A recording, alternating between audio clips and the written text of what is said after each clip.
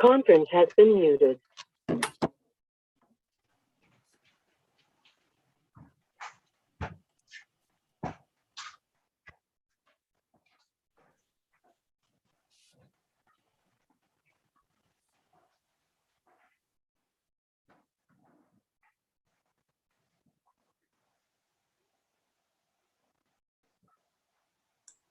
Hey, Rusty. Hi, Jan.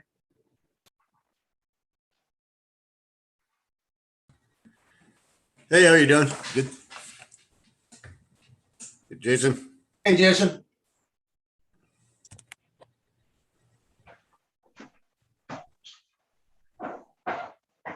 Remind everybody, Andre, again, when we start to mute themselves until only one needs to be unmute when they talk.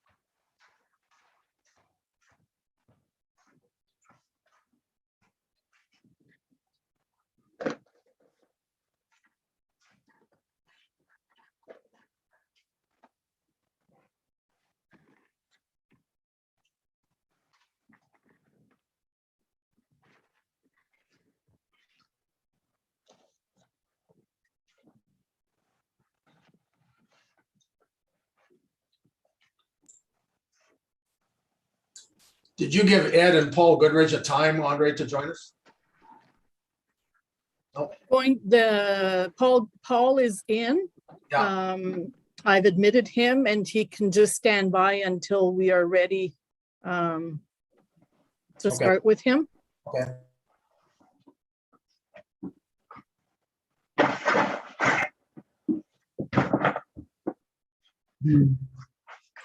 Hey, Paul. Where are we? There we go. Hi, Peter. Good evening, everyone. Great to see everyone, even if it is just digitally.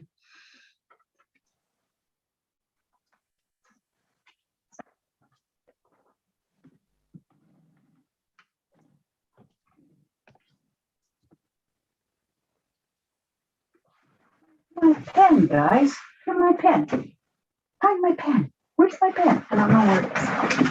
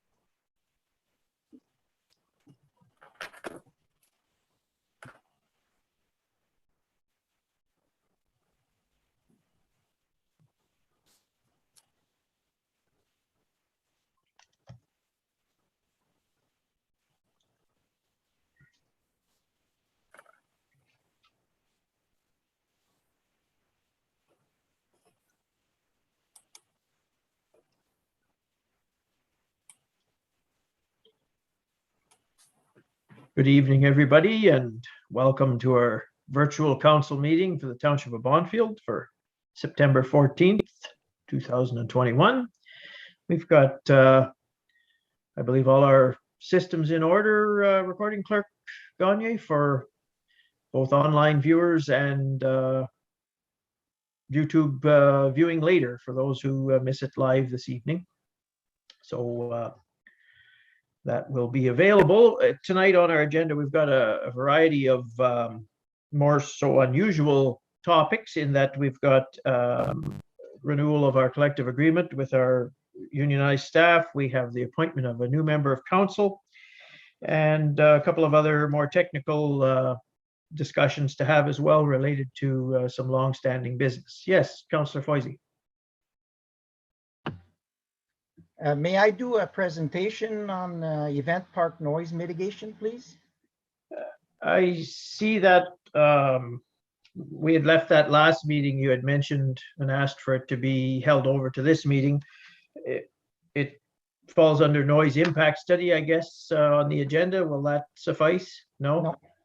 Okay, so you'd like to moved up earlier in the agenda? Yes, please. Okay, I was going to ask the members of council for much the same favor related to the appointment of the new councillor, in that it appears at point 8 of our agenda related to the bylaws. But if council is acceptable to moving that up, once I call us officially to order, which I should do right now, by the way, I would take a mover and a seconder to open this meeting, please. Moved by Councillor Lagasse, seconded by Councillor Vinecourt, that this meeting be opened at 7:01 p.m. All in favor? Carried. My apologies for that. Okay, we just heard from Councillor Foisey requesting a move up of his item that I believe is appearing as noise impact study near the end of the agenda. And I just sought council's agreement to move the appointment of the new councillor up from point 8.1 right up to the second point in our business tonight, so that he can fully participate in our agenda. So if that's acceptable to council, I would take a mover and a seconder now to table the matter of filling the vacancy. Would there be a mover for that? Councillor Vinecourt, seconded by Councillor Lagasse. So this is going to be bylaw 8 under section 8.1, a first, second, and third reading of bylaw 2021-26. That being a bylaw to fill a vacancy in the office of a member of council. And I'll read that bylaw now.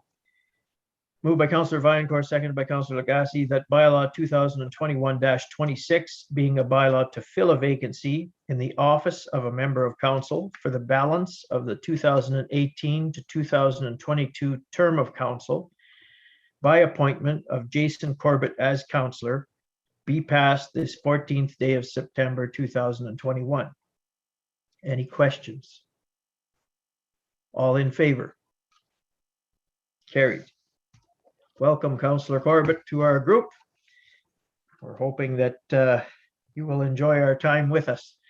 On that point then, Councillor Corbett will need to recite his declaration of office. So I will hand over the conduct here to the recording clerk for that purpose.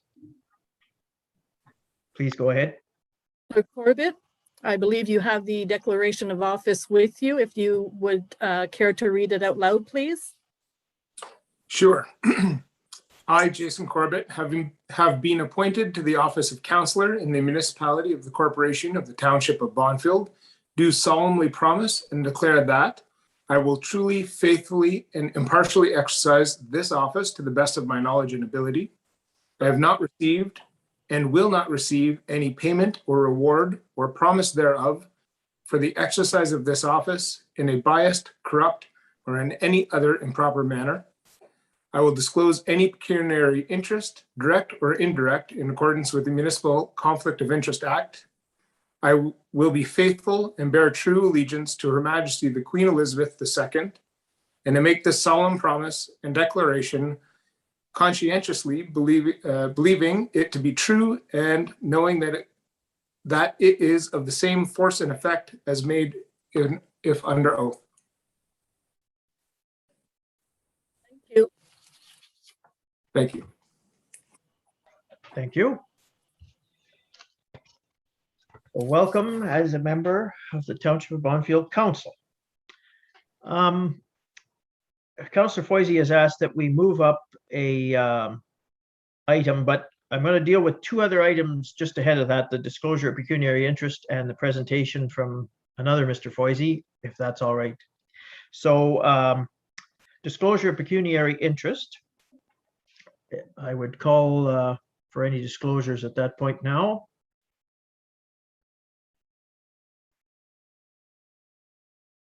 Councillor Lagasse is signaling me in muted form. Okay, Mr. Mayor, we need to do the adoption of previous minutes prior to. yes. Sorry. All right. That's why my motions are out of order then. I take a mover and a seconder for the minutes of our previous meeting. Moved by Councillor Foisey, seconded by Councillor Lagasse, that the minutes of the regular meeting held August 17th, 2021 be adopted as circulated. Any issues with those minutes at all? All in favor? Carried. Okay, any disclosures of pecuniary interest and the general nature thereof? Hearing none. Presentations and delegations. Adrian Foisey, Carol Mantha, RV bylaw regulations, and I believe they're on our screen this evening to address council. The floor is yours.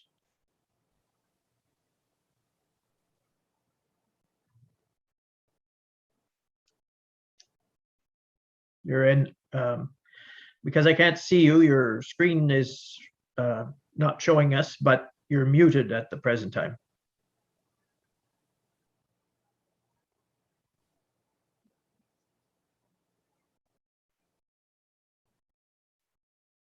They are new to Zoom, so it may Yeah. take a minute for them to figure it out. That's okay. That's, if I could see them talking, I would know they were just muted, but we'll see what's happening.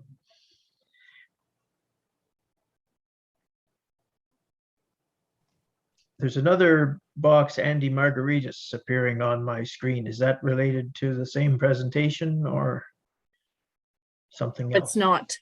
Okay.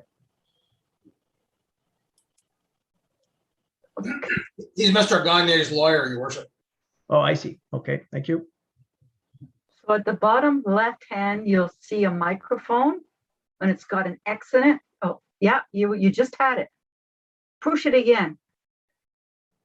My apologies. I stepped out for a moment and realized my name had been called and Well, that's my error. I was just noting the name on the screen.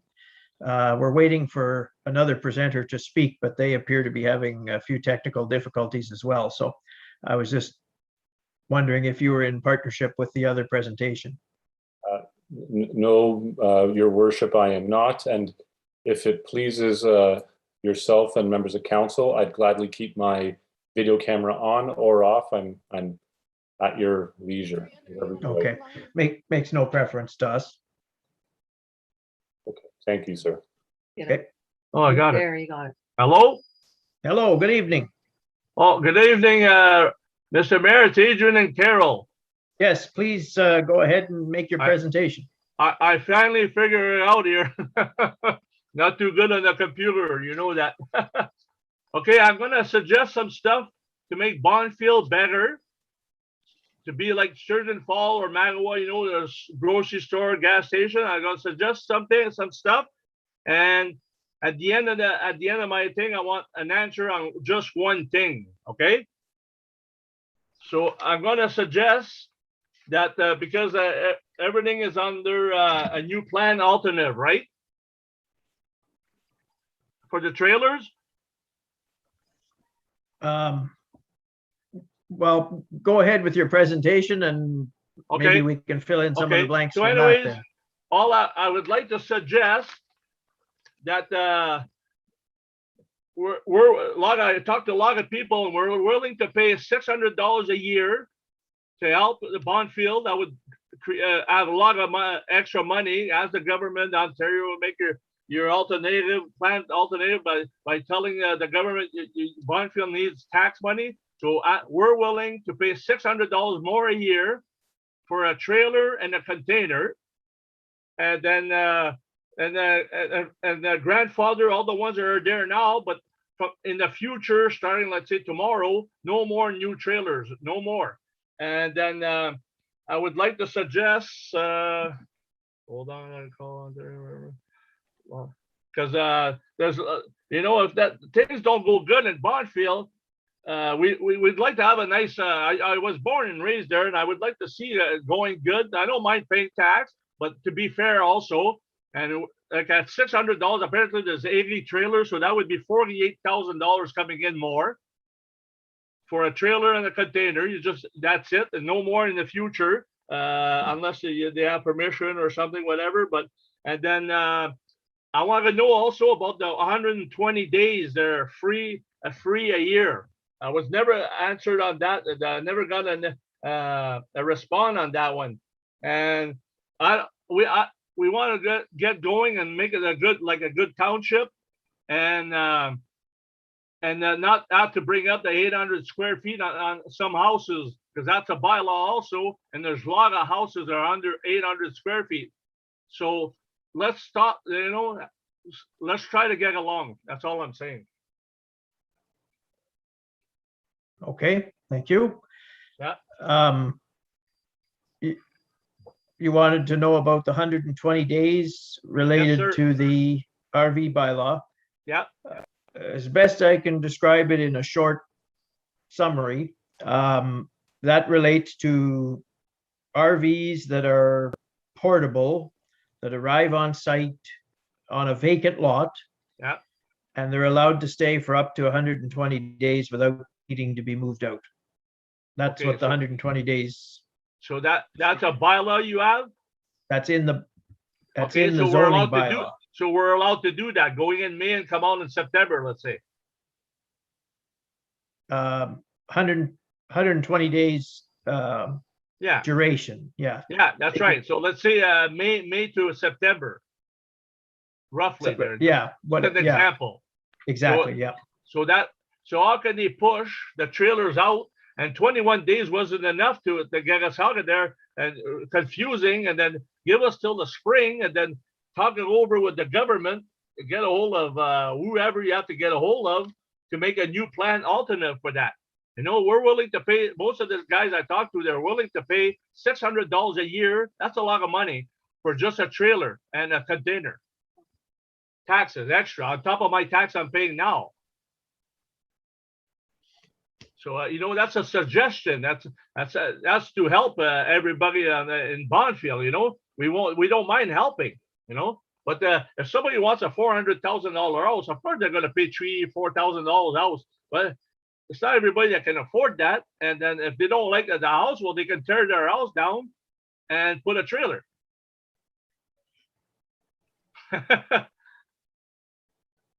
Okay, well, thank you for the suggestion. Does any of council have any questions they want to ask related to Mr. Foisey's presentation? Councillor Vaillancourt. Yeah, just a question where you got the number of 80 trailers. Is that accurate or? Well, that's what we were told from a member of the Bonfield Township. He said there's about 80 trailers. Is that counting containers, Adrian, or? No, just trailers. Okay. Yeah. Thanks. Yeah, you're welcome. Yeah, because that would be like a $600 a piece. That'd be $48,000. That's to help the township, and that we could grow from there. You know what I mean?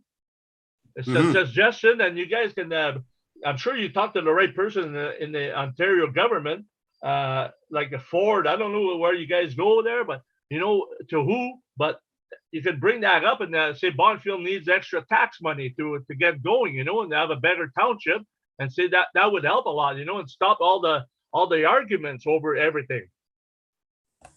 Because there's a lot of, like I said, there's a lot of houses it's the bylaw 800 square feet I heard, but there's a lot of houses are under 800 square feet. That's going to cause a big trouble if they push too much the trailer. Then people that with the trailer are going to turn around and, you know, and push that maybe. And we don't want to go there. We don't want to fight steady with that township, you know? Yeah, I understand. Okay, thanks, Adrian. Yeah. Okay, no problem, Mark. Yeah, thanks. Councillor Legacy, you have a question? Yes, Mr. Mayor. I do have a question, Adrian. Where did you get the amount $600? Where does that come from? No, it's just an amount, just an example, you know? Okay. You know, willing to, you know, on top of what I pay, $600 would help a lot, you know? I don't know, maybe it could be less, could be more, or not too much more, but hopefully, but you know, around $600 sounds, I just brought up a number. Now, I think that would be fair, you know, to for just a trailer, and I'm allowed 120 days anyways on so, you know, I'm willing to pay $600 just to leave it there in the winter, sort of. Because I could go in the summer with 120 days, I'm allowed to go there in the summer. So the $600, that would help you guys, and just leave my trailer. It doesn't hurt nobody to leave my trailer. You know, I pay tax in my land, you know, and I don't know. Thank you. Yeah, Okay. You're welcome. Thank you. Yeah. All right. So then, with again, with council's agreement, before we move to minutes and reports of committees and boards, Councillor Foisey's requesting his noise impact study information be brought up earlier. Is that in agreement to council? Yes, Councillor Foisey. Yes, I did put in the request before the deadline of Thursday before noon. And for some reason, it wasn't accepted to do a Okay. presentation. Okay. So everything was in order, and I don't know why it was not accepted. All right. So you want to speak to this issue now then? Doesn't seem council has any opposition to that, so go ahead. I have prepared something to read, so if I don't look up there, sorry about that. Event park noise mitigation. A neighboring council member made the remark that the racetrack and its noise is the most contentious issue in our township. Everyone has a duty to express care and understanding towards their neighbors, especially in the case of a drag racing facility, an event park that was created in a well-established neighborhood in a residential area. Let's take into consideration the people who are forced to accept and endure excessive noise from the event park or forced to comply to the motorsport culture. Having said that, I am encouraged to know that a co-owner of the Bonfield Event Park, as well as council members and staff, have at heart the health and the well-being of all the residents, including, in the forefront, the neighbors of the racetrack, by being a member of the Community Safety and Well-being Committee. I am also personally guided by the saying that I have recently come across: a wise person changes his mind, a fool never will. I'd like to think that I am giving in a bit, that I'm open to compromise. Are you? No real attempt has been made to resolve the issue, to mitigate the noise at the Bonfield Event Park, even though in a December 15th article in the North Bay Nugget entitled "Drag Strip Owners Vow to Control Noise." I'll show it in a minute.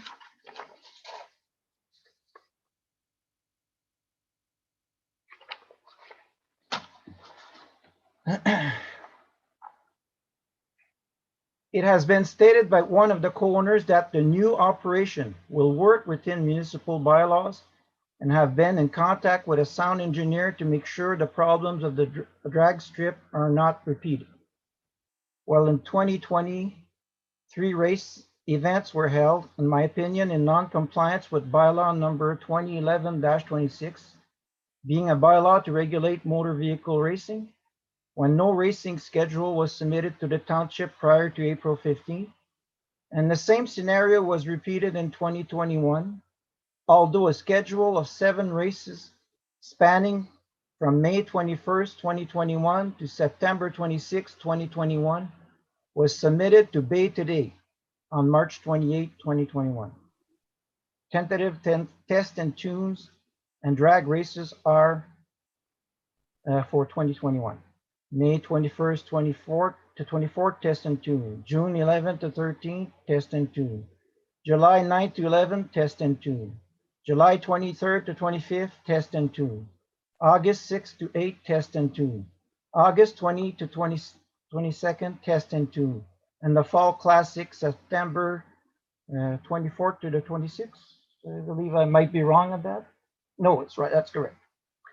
The first race of 2021 held by the Bonfield Event Park wasn't even on their schedule. It has occurred on Father's Day weekend and not on the previous weekend of June 11th to 13th, after loosening the pandemic restrictions. I don't think that the neighbors had a relaxing Father's Day weekend with their family members. The North Bay Nugget article also states that the family behind Bonfield Event Park plans to host only 4 to 6 races, has contacted the sound engineer in the subtitle. I, along with former co-owner of the racetrack facility, took it upon ourselves to take sound level reading on September 20th, 2020. The measuring instrument was the X-Tech 407730 sound level meter, calibrated by S.S. Wilson, the same instrument used by the first owners of the racing facility. However, it was revealed to me that the readings that were handed into the township at that time by them were altered so not to lose the privilege of drag racing. Just going to show it quickly.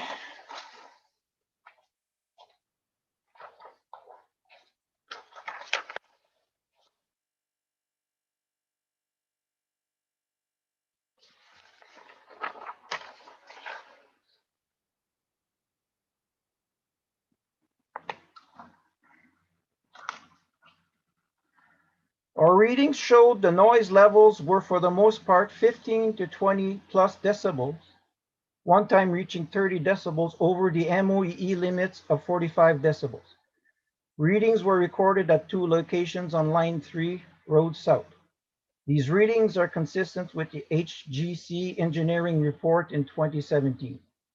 Supposedly, the current owners of the event park with their sound engineer took some readings, but said it was the background noises produced by crickets that recorded the high readings and not the drag cars.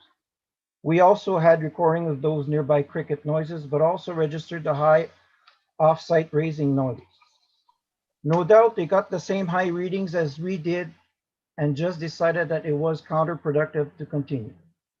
Let's keep in mind that whenever there is racing, the noise limits are exceeded. This is a well-known fact by the township as well as the owners of the event park and of course the neighboring residents. So we're back to races every second weekend or so, being more than the 4 to 6 events as promised. Plus, in my opinion, non-compliance with the bylaw, which I think should be redone anyways. It has no substance, is not enforced, and I think not enforceable.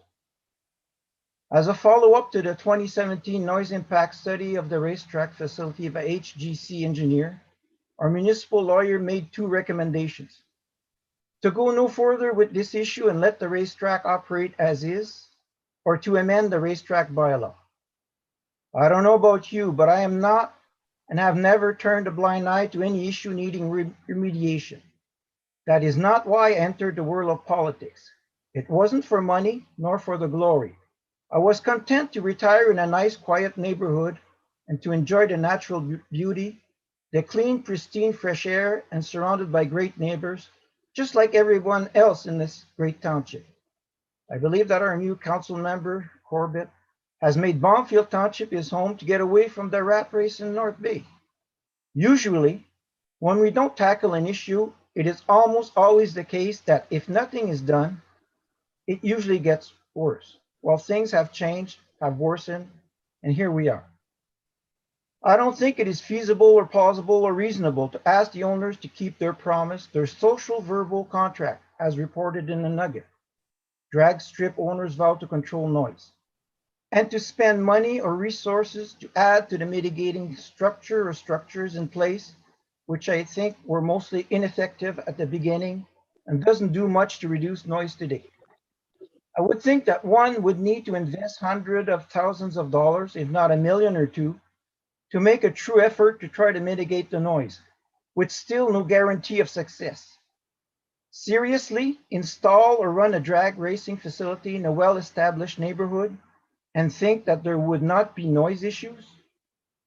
I say just leave it as is and just make sure the upkeep of what is in place, like planting trees on top of the berm as it was suggested, if it has not been already done.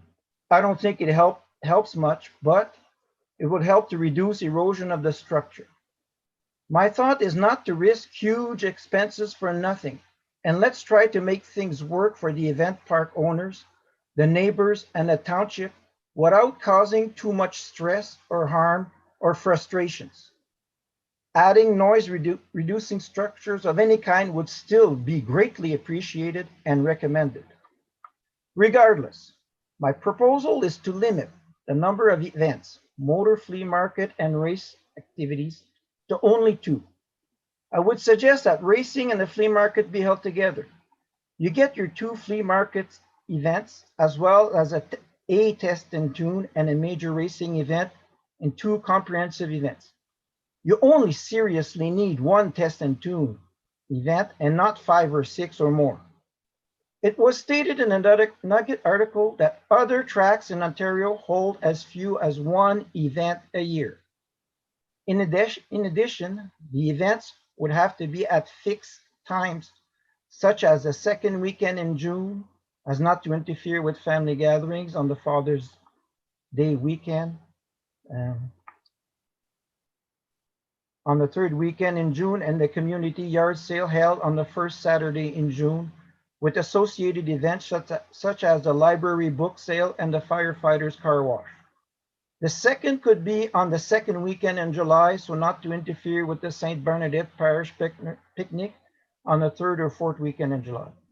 These proposed dates were scheduled ones on the day-to-day schedule. Consider this. To my knowledge, all other events in our township or region and even in our district occur only once a year. We have Voyager Days in Mattawa, or Canada Day and Christmas Parade by our township, the Fall Fair, the ATV Poker Run that I partake in, the Fiddling Contest in Sturgeon Falls, the Bluegrass Festival in River Valley, the plowing match that could potentially momentarily slightly disrupt people's lives and not in a repetitious and continuous way. All other clubs or organizations adhere to this unwritten rule of having a set weekend for their event, so not to impede on others who have fundraising events. And let's leave the long weekends for family and friends. I believe that all the clubs and organizations support one another anyways.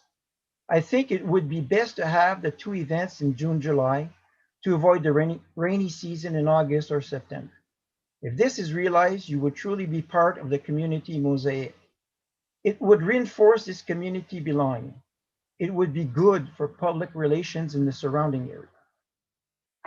Let's move on to the integration of the first responders with 2 events. I believe that it would be completely acceptable and preferable to have them installed at the event location for only these 2 events. I believe that they should give a helping hand for these 2 events, as they would not only be there for the racing, but on standby for the great number of people for the motor flea market. With fixed yearly dates, it would free them up to participate at other community events. Right now, the event park is monopolizing, is hogging their services, and I see them as being employees of the event park, as being an essential and integral part of the private operation, and not there just to give a hand or have a good public relations with the private establishment. I don't believe that a written agreement would have to be in place if it's just for 2 events. Considering that the owners require that all racers sign a waiver, a written contract to protect themselves from liability, the legal department may have a different opinion on the matter. It would also be acceptable for the township to take up the costs associated with the installation of the firefighters for the 2 events and not go overboard with having to flip the bill for 7 to 10 events. Some comments about the firefighters are not very favorable when it comes to the use of the township's resources for this private use. Is this where our tax dollars are going to? This is not good public relations from a neighbor of the racetrack, and no, it is not my comment. Also, can the bumper truck or the heavy rescue truck not have occasionally the sirens flicked on going to and from the event park?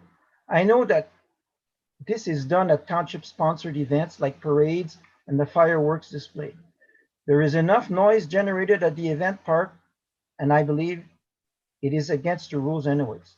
Just a reminder that I, along with many of my neighbors, are forced to attend from a distance every event in whole or in parts. No other clubs or organizations request the help of the firefighters for such a lengthy time. It's 1 or 2 days and that's it.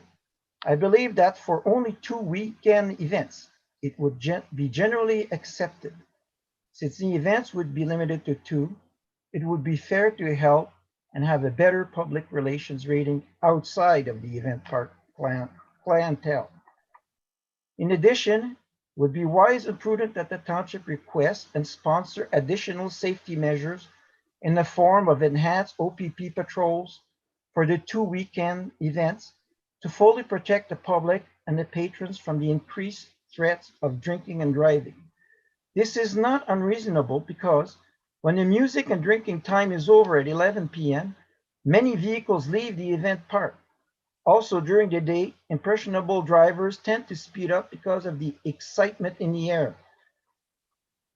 And at night, especially on Friday nights, the traffic is phenomenal, to put it mildly. This would further protect the clients and nearby residents alike.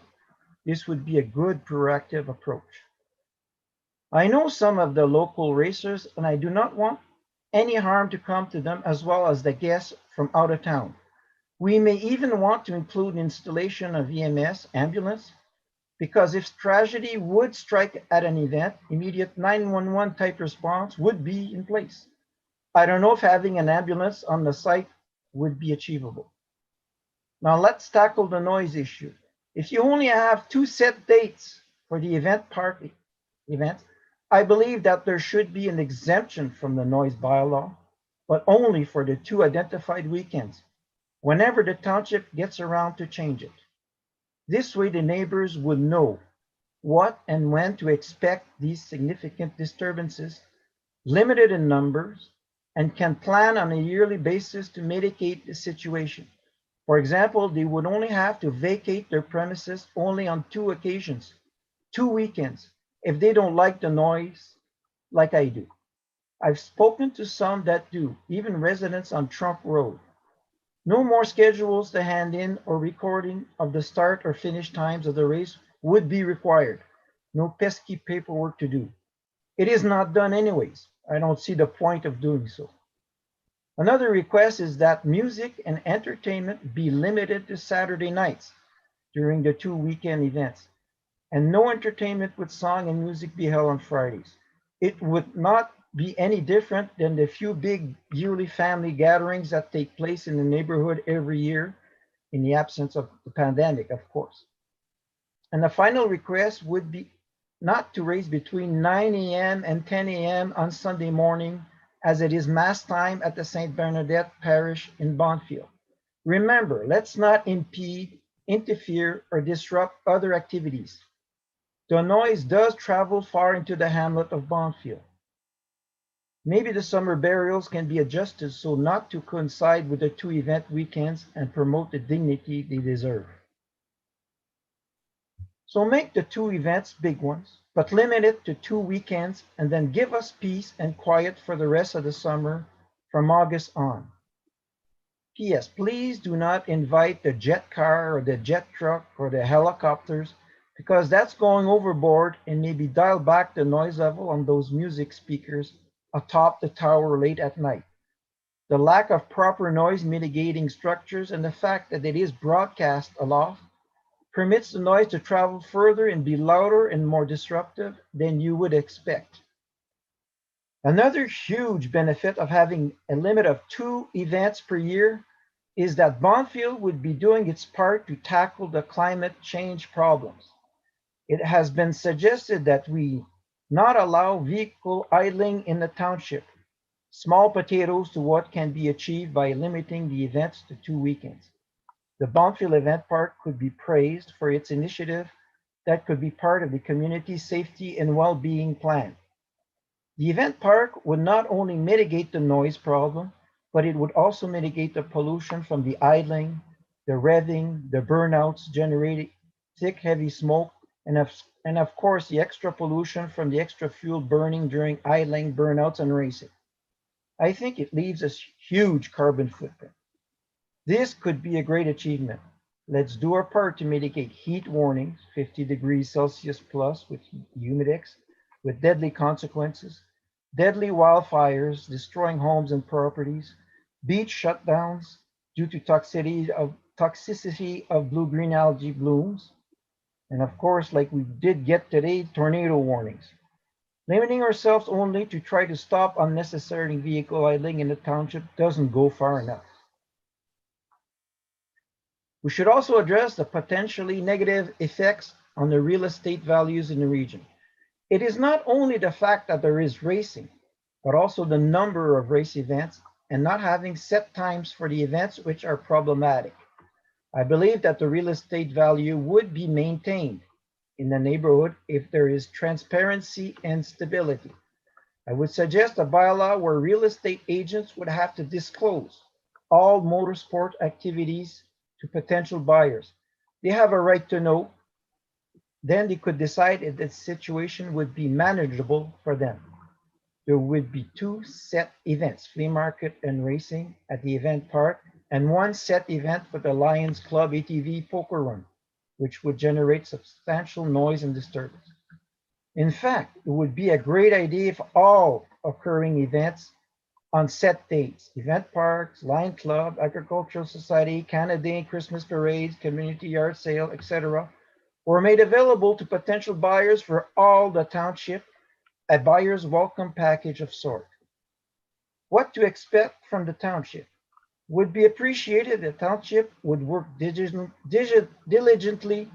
to redo the bylaw to regulate motor vehicle racing and the bylaw to regulate noise before next year's racing season and be enacted for next year. It would be nice if the bylaws were to include the following: that the event park get a license to operate a facility, $500 a year, for example. Firefighters Association can then ask the township for a yearly donation of $500 for their time spent at various events in the township. 2, a limit of 2 events per calendar a year at the Bonfield Event Park. 3, a permanent yearly reoccurring schedule of 2 events, recommended second weekend in June and the second weekend in July, for example. 4, an exemption of the noise bylaw for the identified 2 events only. 5, the installation of the firefighters for the identified 2 events only, township expense. More stability for the event park, increased acceptability by the affected residences. 6, requiring an added police presence at the 2 events at the township expense. 7, keep the start and stop clauses for the present racing bylaw, but with no requirements to report them. No racing, revving, burnouts, etc. between 9 a.m. and 10 a.m. on Sundays. The neighbors will all obviously be aware of any infractions. 8, that any infractions to the proposed noise bylaw and racing bylaw be dealt with quickly and harshly, such as a fine, and followed by the immediate revocation of the license to operate the facility and the immediate cessation of all event park activities for the rest of the season and the next season. If done on the last event, no events for the next 2 seasons. All must be open, willing, and eager to mitigation and compromise for the greater good of all, not just a select few. Let this township journey towards reconciliation. I personally would like to be a wise person who changes his mind about a contentious issue. How about you? However, really looking forward for a 2-event schedule at the Bonfield Event Park. Let's all be good neighbors, really be an integral part of the neighborhood, of the community, of this township, and especially demonstrating respect and dignity towards all.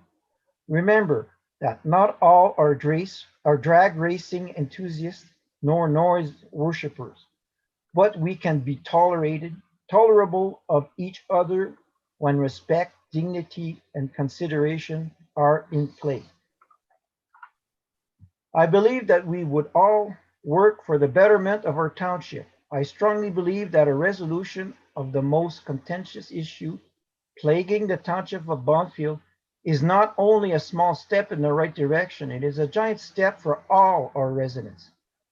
It can serve as an example to resolve the issues of short-term rentals and the non-conforming recreational vehicles issue, where noise and disruption have also been identified as potential problems.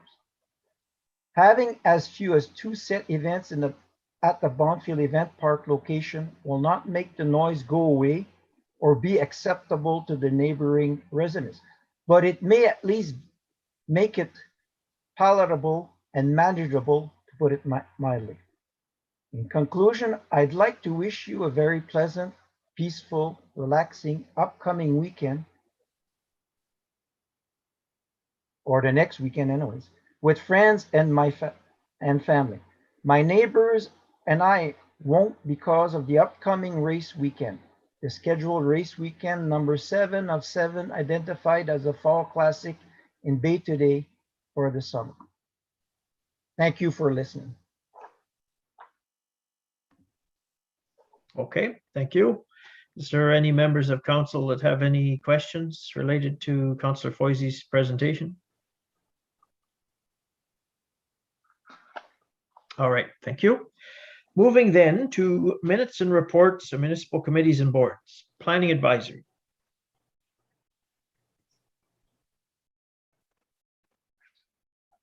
Planning advisory, that's me. We did have a meeting last Tuesday, September 7th, and we have one recommendation to defer an application and one to with recommendation to approve coming forward. Okay, thank you. Fire department.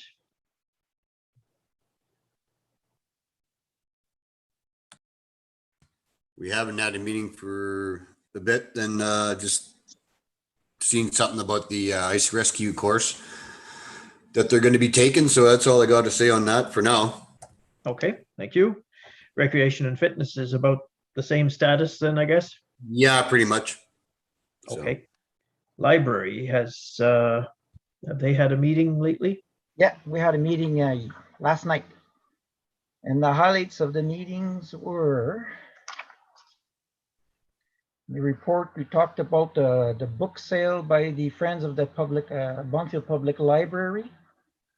Talked about the Toronto Dominion Summer Reading Program, and the new summer services that were in place, like the Memorial Rod and Tackle Share Program by Dowdle Cabinets, and the Ontario Park Passes, which everything was a great success. Also, we discussed about possibility of having a community board at the landfill site to let people know what is going on. I believe lots of people go to the landfill site, and it'd be a perfect spot for a community board. And more advertising with flyers, because not everybody uses or has access to Facebook, so to know what events are going on. On the COVID-19 front, there will be no changes in procedures for now. And that's about it. Okay, thank you. General government has not had a meeting, although the last meeting we had was related to our budget matters that we dealt with last meeting. Police Services Board has not had a meeting, although there was recent circulation related to the province acknowledging our proposed new Police Services Board established setup. They've basically concurred with what, or acknowledged at least what we've submitted to them in that regard. Emergency Management meets as a group related to the COVID-19 situation. With regret, we accepted the resignation of our CEMC, Steve Kerr, who has been with us for quite a few years, and he has moved on from our group. And our alternate is Andrew O'Reilly, who is one of our staff members, so he'll be filling the role as the acting CEMC for the time being. And then I guess Public Works Manager is here. I could take any comments from her, but we did not have a Public Works Committee meeting last week. So I would let Anne speak to any information she has related to the department, with the exception that we know further in our agenda tonight, we have the winter sand awarding of the tender for it. So go ahead, Anne. I've been working quite a bit with our engineer. We're developing a plan for Development Road at one of our last Public Works Committee meetings. And through a council meeting, I've been instructed to get some tendering prepared for some underground work on Development Road. We're looking at relining some culverts, and we have 8 good potentials. You're not allowed to do any in-water work at several of those culverts, but relining is a good solution to that type of work, as you don't need to be so diligent when you're working in the water, as you're not exposing the water to any soil erosions. We'll be out in the field tomorrow, and we should have something to present to the council as into how we'd like to tender the project. We're getting ready for winter. Soon the sand pile will be going up after council's acceptance tonight of the tender. All right, thank you. So motions of committees then. Planning Advisory, we have looks like 2 motions from there. I take the first one is related to a deferral for application B20 2021. I'd take a mover and a seconder for it. Moved by Councillor Corbett, seconded by Councillor Lagasse. Whereas the Algonquins of Ontario are requesting that application B20 2021 be deferred until they have had the opportunity to meet with their Heritage and Culture Working Group in September to discuss and comment on this application. And whereas the Planning Advisory Committee has recommended to Council to defer consent application B20 2021 Pembroke Diocese Roman Catholic Episcopal until the Algonquins of Ontario have had the opportunity to meet with their Heritage and Culture Working Group in September to discuss and comment on this application. Be it hereby resolved that Council approves of this recommendation. Any questions? All in favor? Carried. Next one, also from Planning, is application B21 2021 Jeffrey and Jamie Vincent. I take a mover and a seconder for it. Moved by Councillor Foisey, seconded by Councillor Viancourt. Whereas the Planning Advisory Committee has recommended to Council that consent application B21 2021 Jeffrey and Jamie Vincent be approved, be it resolved that Council approves of this recommendation along with the conditions and notes set out on the attached Decision of Approval Authority form. Any questions on this one? All in favor? Carried. Just a reminder on that one, we all have to sign those forms at some point over the next few days related to the consents. I don't believe there's any other motions from any of the other committees because the winter sand matter is coming up further under correspondence and information. So then, Reports to non-municipal committees and boards, Phenom. Mac Bain, who is their new executive director, or has been for quite some time now, but I call him new, was in the media the other day speaking about the fact that taxation and other issues in the north continue to plague us as far as generating sufficient income for infrastructure in our municipalities, and that's been a long-standing Phenom concern.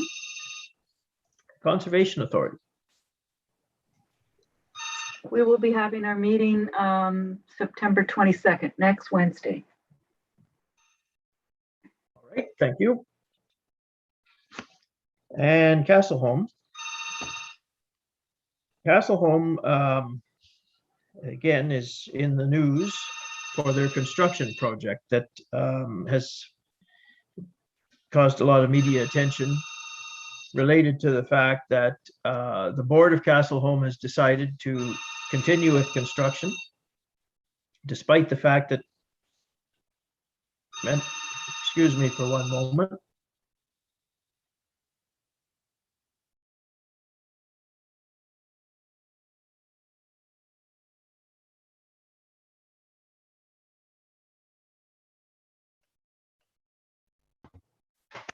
As I was saying, Castleholm is in the news for its turmoil related to its construction project. And there was correspondence circulated from the city of North Bay that they wanted to create an arm's length separate construction working group to basically review the entire status from the ground up, no pun intended.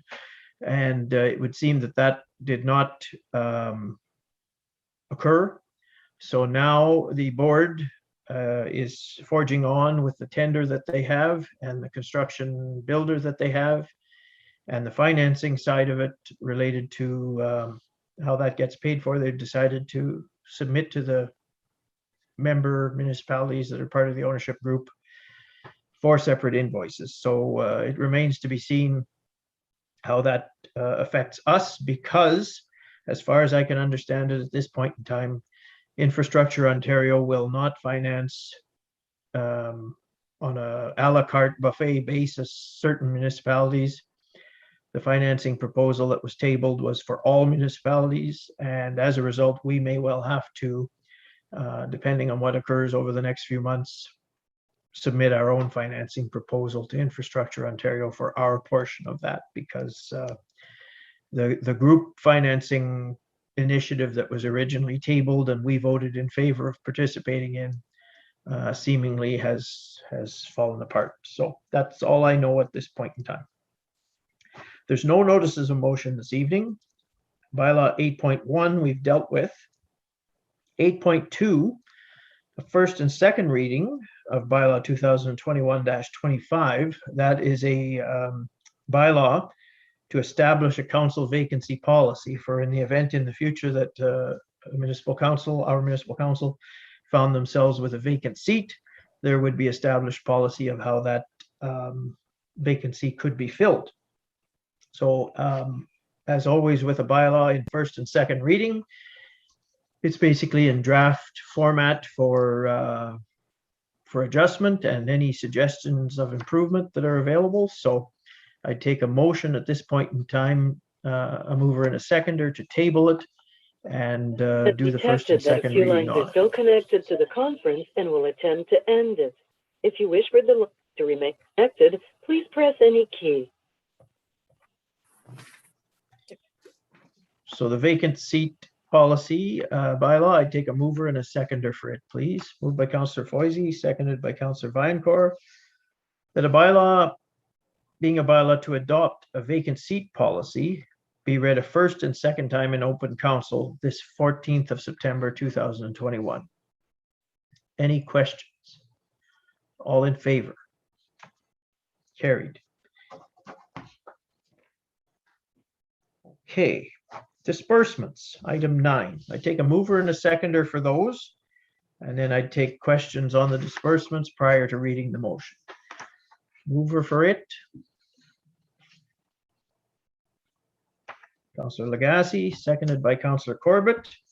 Okay, I'll open the floor to any questions on the disbursements in the package. Yes, Councillor Lagasse. I have a couple of questions. Page 1 of 5, organizational review. What is that? And then the digital strategy roadmap. It was done by BDO. Don't know what it is, Mr. Mayor.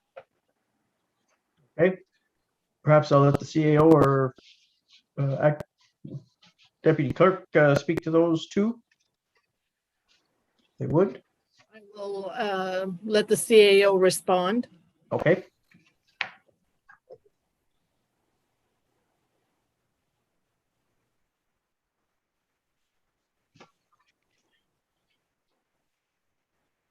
Yeah, sorry about that. I lost my screen. The org review, Counselor, is been going on since January. That's the reorganization review that we engaged them again last January to do an analysis of our current structure, and prepare a report to council, to me, about a new organizational structure based on the realignment of certain positions. My position, the Deputy Clerk Treasurer's position, the Director of Planning. That report was sent to all of Council a month ago. And they're awaiting, I believe that there's going to be an interview with, certainly with the Mayor, to discuss the reports. And following that, we'll bring a recommendation to council to proceed with those recruitments. The digital that reorg review is being paid for by the Modernization Fund, because we're reorganizing our municipality with job descriptions and realignment of the structure in order to be more efficient. The digital technology study is being funded by a grant, which I applied for through the Modernization Fund. It's being paid for 100% by the province, and it's to look at what digital technology is being used right now in Bonfield, what digital technology is available out in the marketplace, and thirdly, how it might be implemented into our organization to make it more efficient. As I said, that's being paid for by the Modernization Fund 100%. I will be indicating in my Friday report to all of you that I attended a workshop yesterday about intake number 3 of the Modernization Fund, which will allow us to apply for a 100% grant based on the digital technology study, which is due by the end of November. To implement it. We could buy software, we can hire people, we can take the recommendations from the BDO division that's doing the digital technology study and implement those recommendations. So that's what those two are. Thank you. My next question is page 2 of 5, North Bay and District. I'm not sure what it is, but it was for services, $1,000.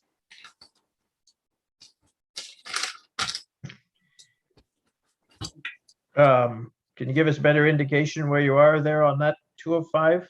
I'm under protection and persons property 1, 2, 3, 4, 5. Has detected that a few lines are still connected to the conference and will attempt to end The it. ninth, If you wish for the lines to remain connected, the ninth press any row key. where it says 1,000.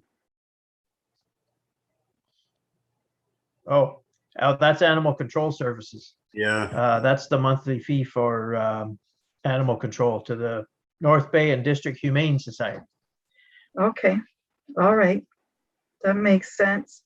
And I see the ice water rescue course, it's been paid. How many of them will be taking that course? That course has already been completed, Councillor. I don't know how many firefighters were involved in the course. We're at very low numbers right now in the department. And only certain firefighters with qualifications could attend that course. But that course has been paid for and has been done. We've submitted a report to the province or to the funding organization rather that's been completed. Okay, so you don't have a number of firefighters that. No, are I'll find out. certified? I'll find out for you. Okay. Then the roadside brushing for public works. Roadside brushing, was that within our budget? Yes, it was. All right.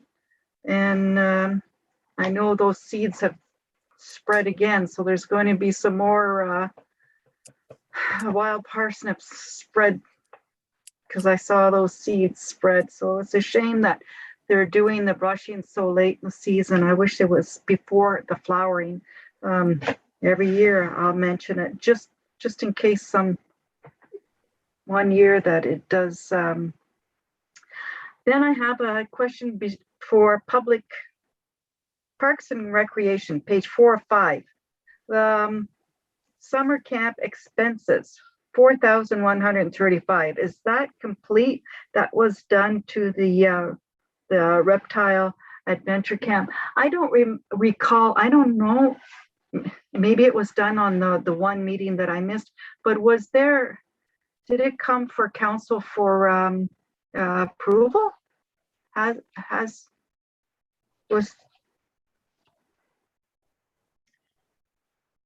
don't recall. Yeah, I believe we had that in the, it was in our council, or not, in the rec budget.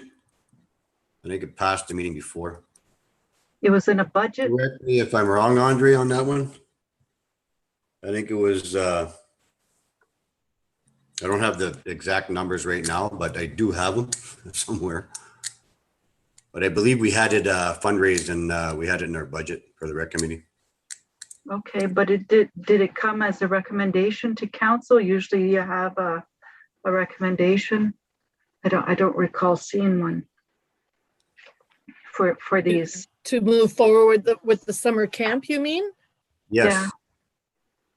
Yeah. When I was on done recreation, it was done? It was done informally through the committee. An email was sent to all members of the recreation committee asking if they wanted to go forward with the summer camp this year,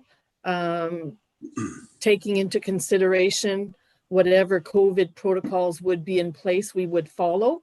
And once the protocols were lifted, the committee decided that it was a good idea to offer the summer camp to the kids just to give them something to do this summer. And all of the expenses were paid through fundraising that we'd done the year before.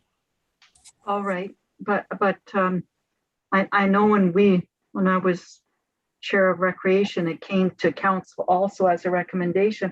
I was just wondering how the insurance, did we have an insurance for this event, for the summer camp? Do we need extra special insurance? Mm-hmm. No. Okay. Our liability insurance, counselor, for municipally run events would cover that. We don't need special insurance for it. All right. Okay.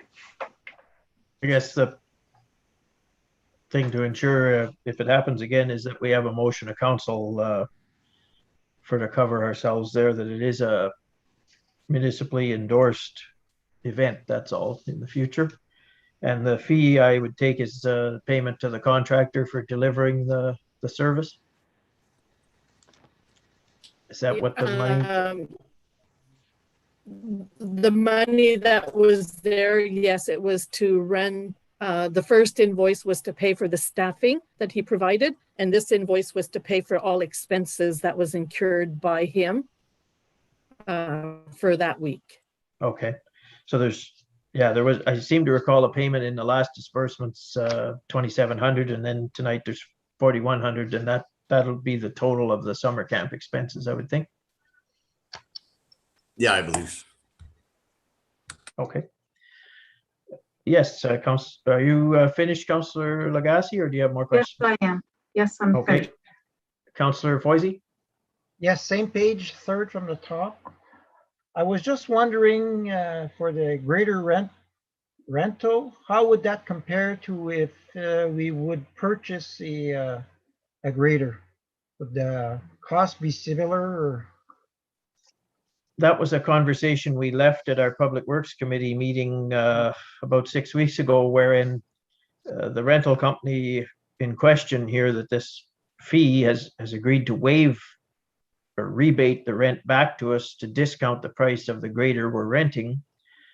And then we also had quotes that evening for the purchase of a new grader, but the manager Carr is here if you want to give greater detail to that. We had left it that at the Public Works Committee meeting level, we had left it that we needed to think about it a little bit and never did make decision of whether we were going to buy the current grader we're renting or buy a new one. So if you have anything more to add to that, Anne, please do so. The mayor is exactly correct. We presented, the Public Works Committee has been presented with all those numbers, the lease, the amount for a new one, etc. I was deferred until a different time so that council could make a decision, or sorry, the committee could make a decision, as no one was prepared to make a decision that evening. It's something I didn't want to raise the issue tonight until everybody's kind of up to full speed here on that, but that is one that I was going to raise again soon, because on a monthly basis we are paying that. As Manager Carr demonstrated through her lengthy report that she gave at the committee level, it costs about that much every month, whether you own a grader or you rent it anyway, in that the wear parts and the breakdowns and all of the stuff you do, it generally costs between $5,000 and $6,000 a month to have a grader in your municipality with the volume of work that we normally do. So I wouldn't concern ourselves too much with that rental fee, other than the fact that it is a rental fee, you know, and if we don't buy that particular grader, it's gone money. They've agreed to rebate it, a significant portion of it, if we do buy their grader. And if we buy another grader, the payment and the wear and tear is going to be about the same. So on a budget level, it makes no change. It's just that currently right now we don't own a functioning grader is the end of the story, I guess. Is there other questions related to the disbursements? Yes, Councillor Corbett. Thanks, Your Worship. With the exception of some of the disbursements that came or were spent from fundraising dollars, are all of the other disbursements within the previously passed operating budget the council has already passed? I would say yes, for the most part, because all of the line items are quite all encompassing on an annual basis in our municipal way of budgeting. We generally go through these disbursements this way and scrutinize some of the ones that catch our attention, just to bring familiarity to you know, the expenditures that are happening. A couple of them here tonight that were raised were you know, once annual type things that council seeks to bring some awareness to. This might be a bit different than some of the other organizations that you function within, in that once the budget's approved, there is no further detailed scrutiny of the line items. Yes, CAO Johnston.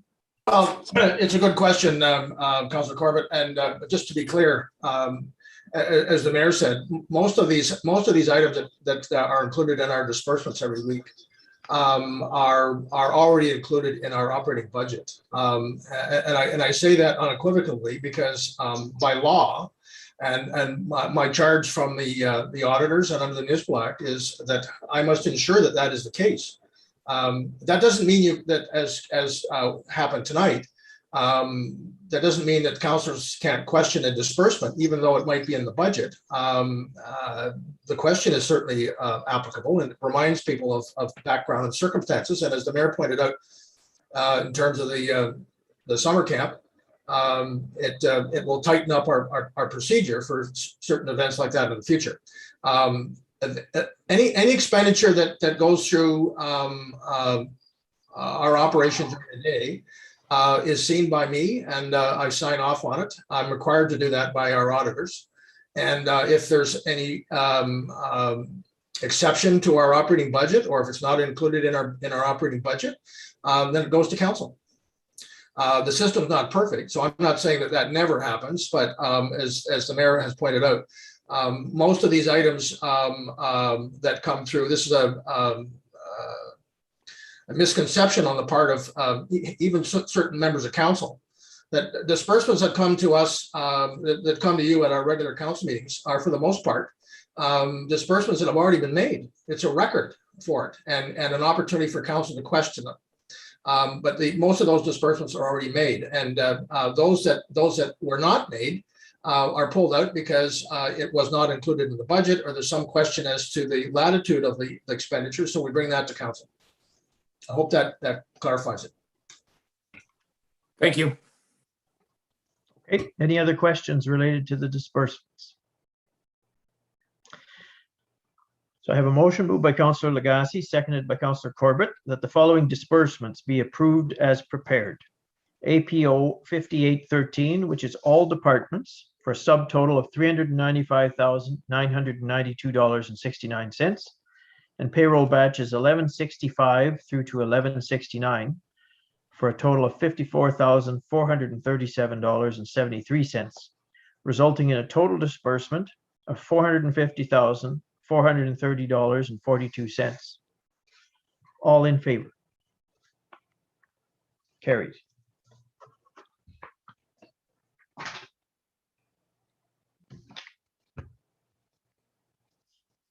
With apologies for the delay in getting to this point, our next item of business relates to the Gagne Subdivision Agreement.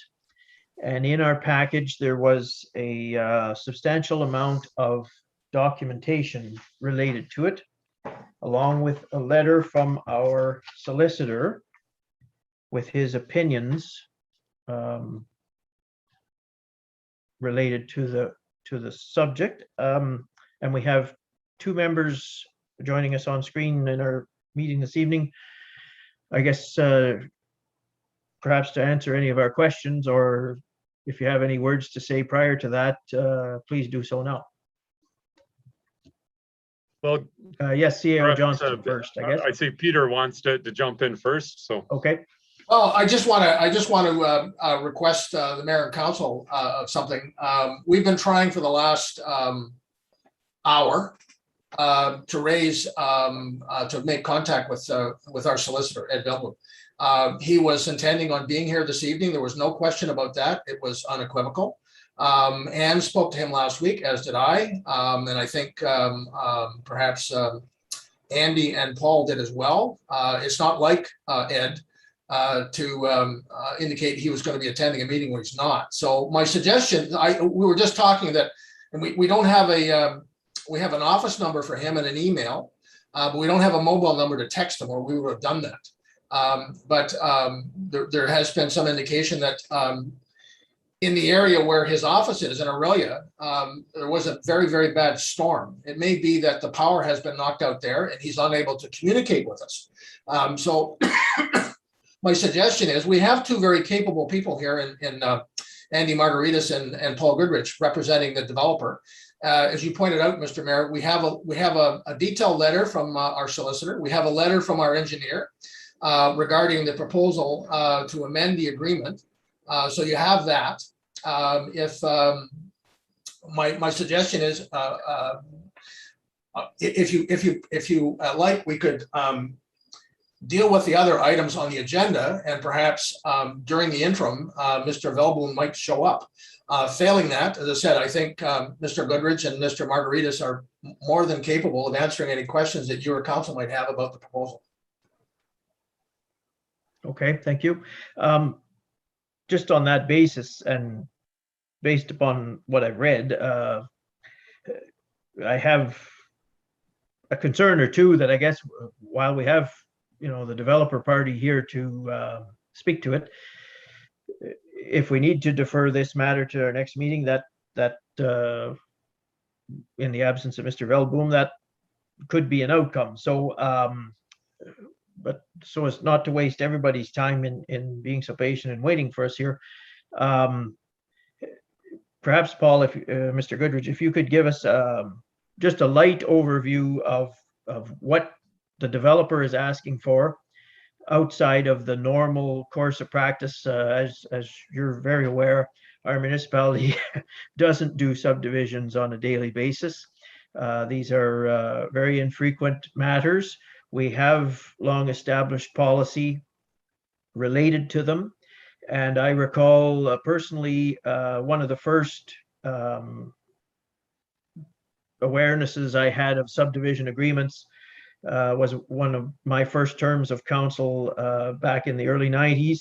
And as a councillor then, there was a subdivision that went into a period of abandonment, we'll say, and unable to complete their works. The municipality and the clerk of the day had in their hands security that they were able to cash and finish the street lights and the paving of the streets and so on. And today that subdivision, exists because of that. So in a nutshell, I think I'm describing what our conversation is about here.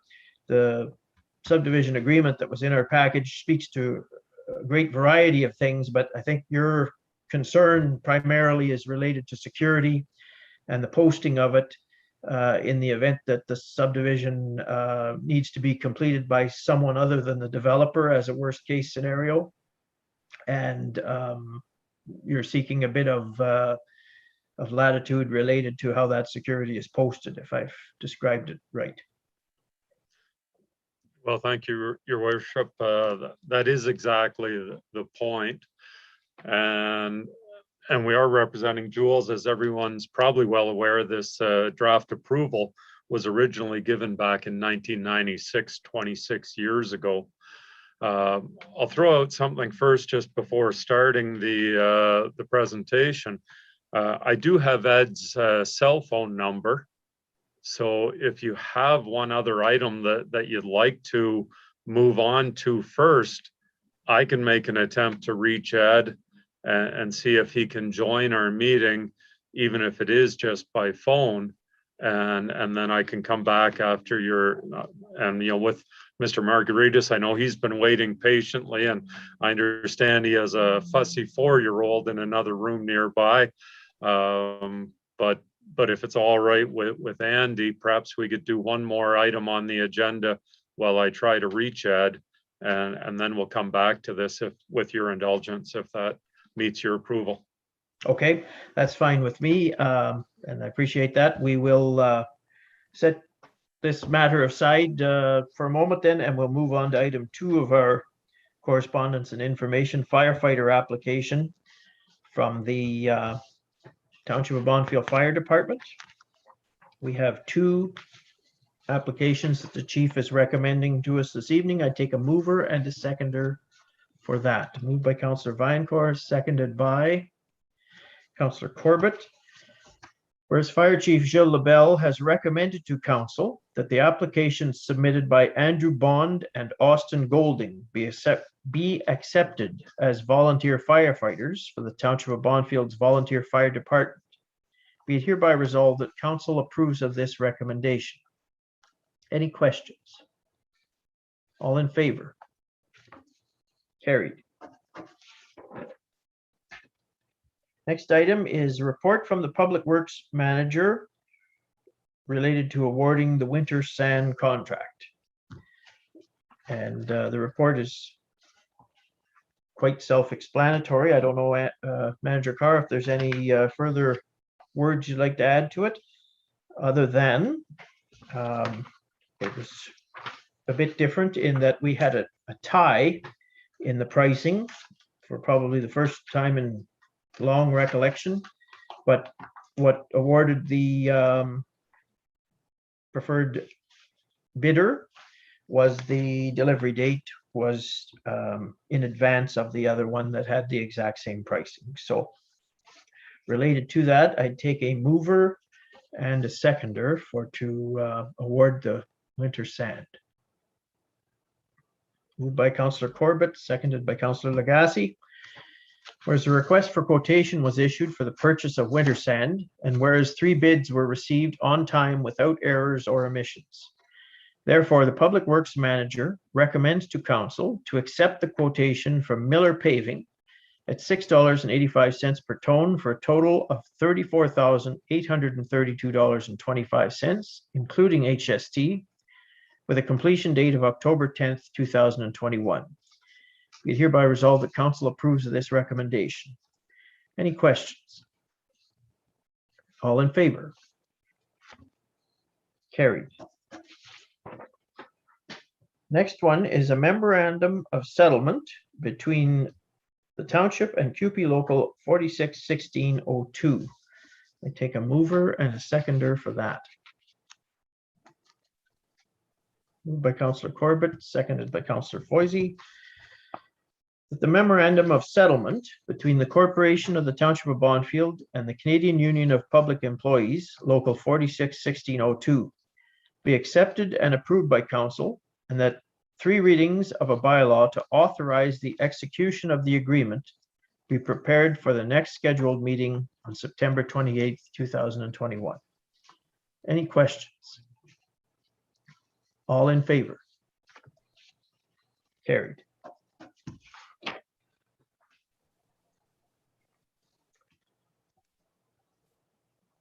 So it would look like we're back to subdivision agreement conversation.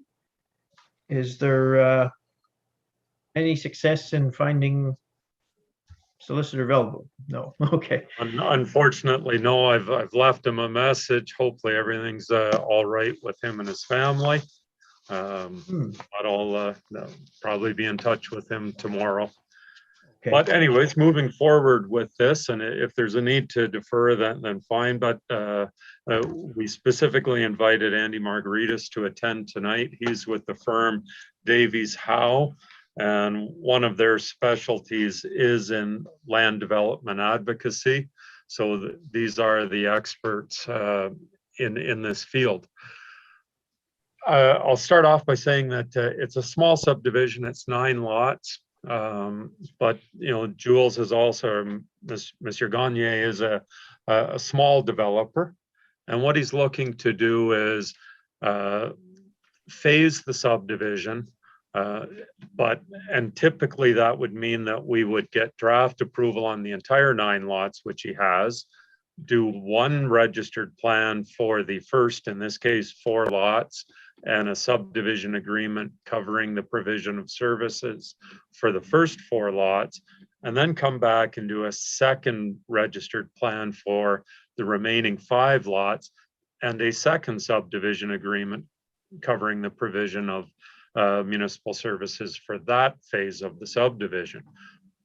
It was actually Ed's suggestion that we could do this all as a single registration and a single subdivision agreement.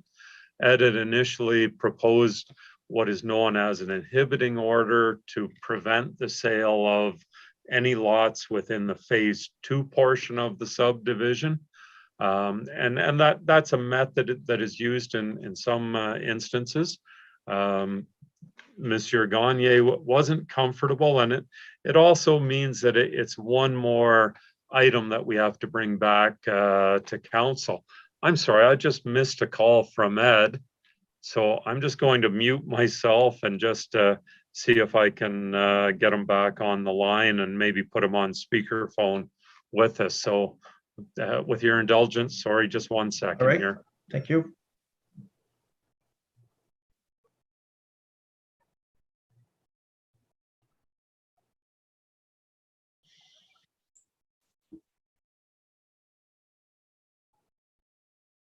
Yes, CAO Johnston. It might take 30 seconds, Your Worship, and add a note of levity to a very unlevity meeting.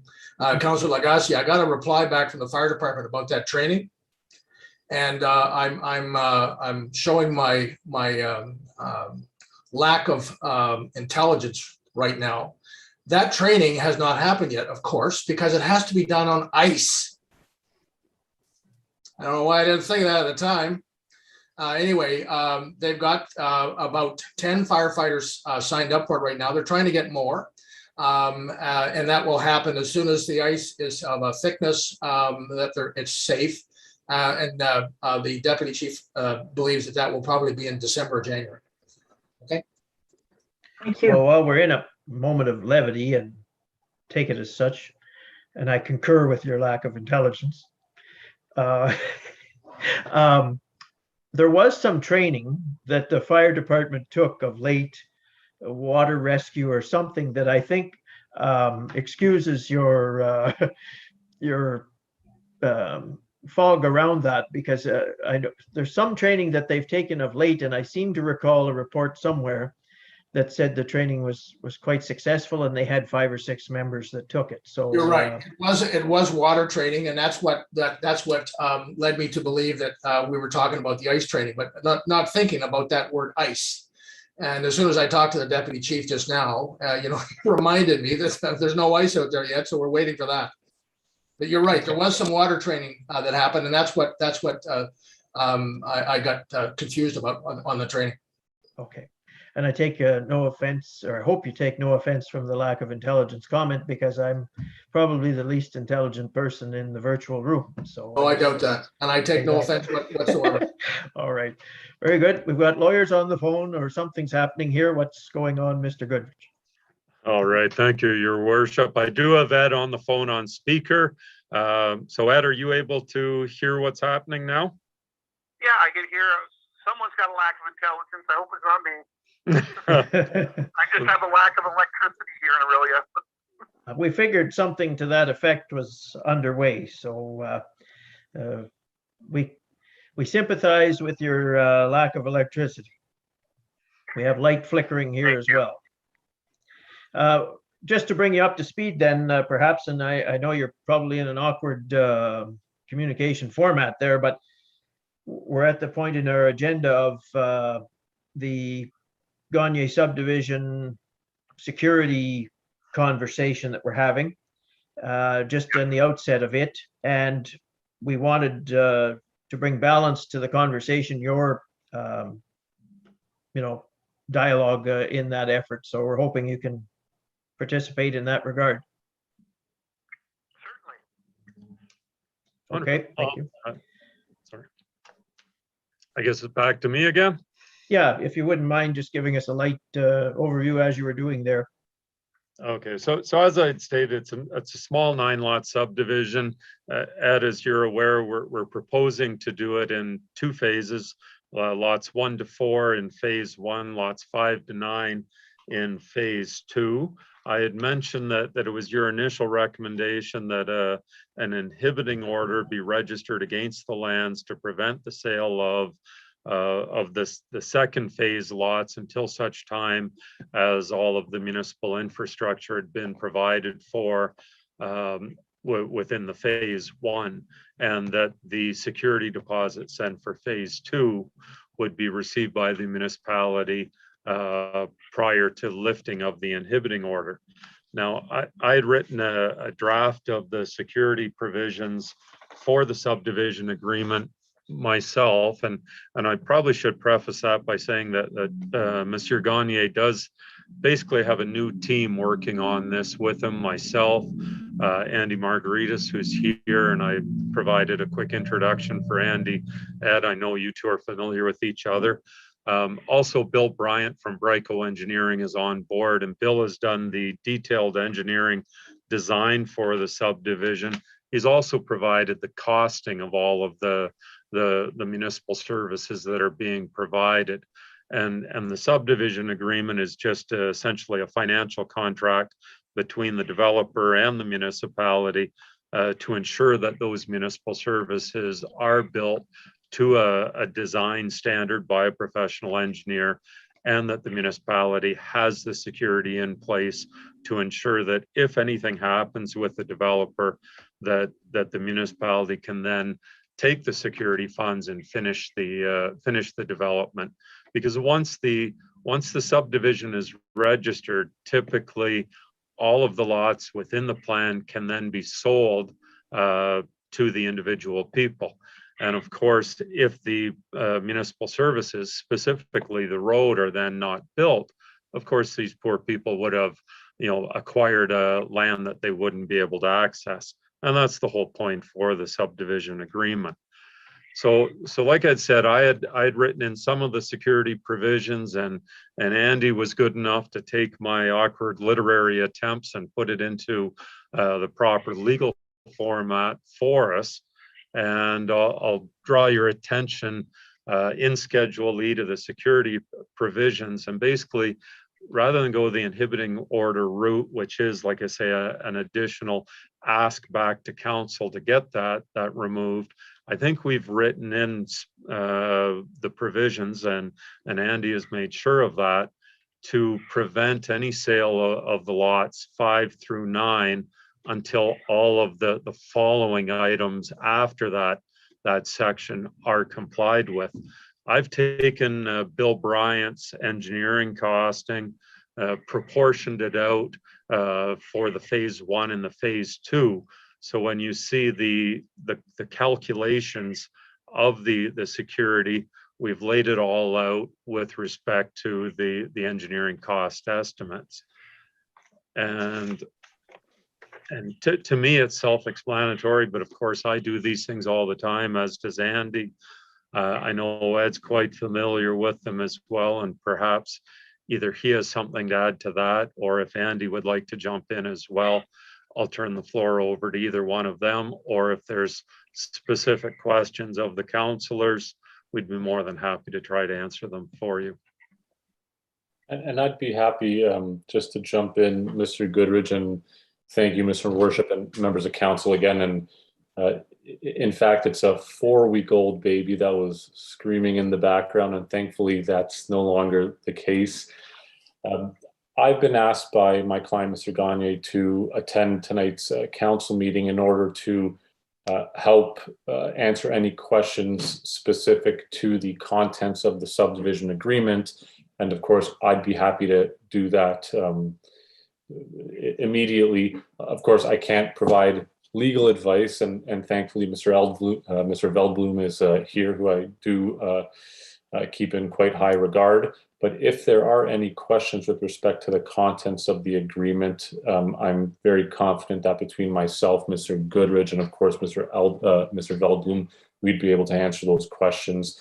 And I've also been asked to convey, my client's willingness and eagerness to move this matter forward. It's, as Mr. Veldbloom rather can attest to, this has been in the making for 3 or so some odd years, and we'd like to move forward, and hopefully the structure of this agreement, and particularly the structure of the security section, meets the township's satisfaction.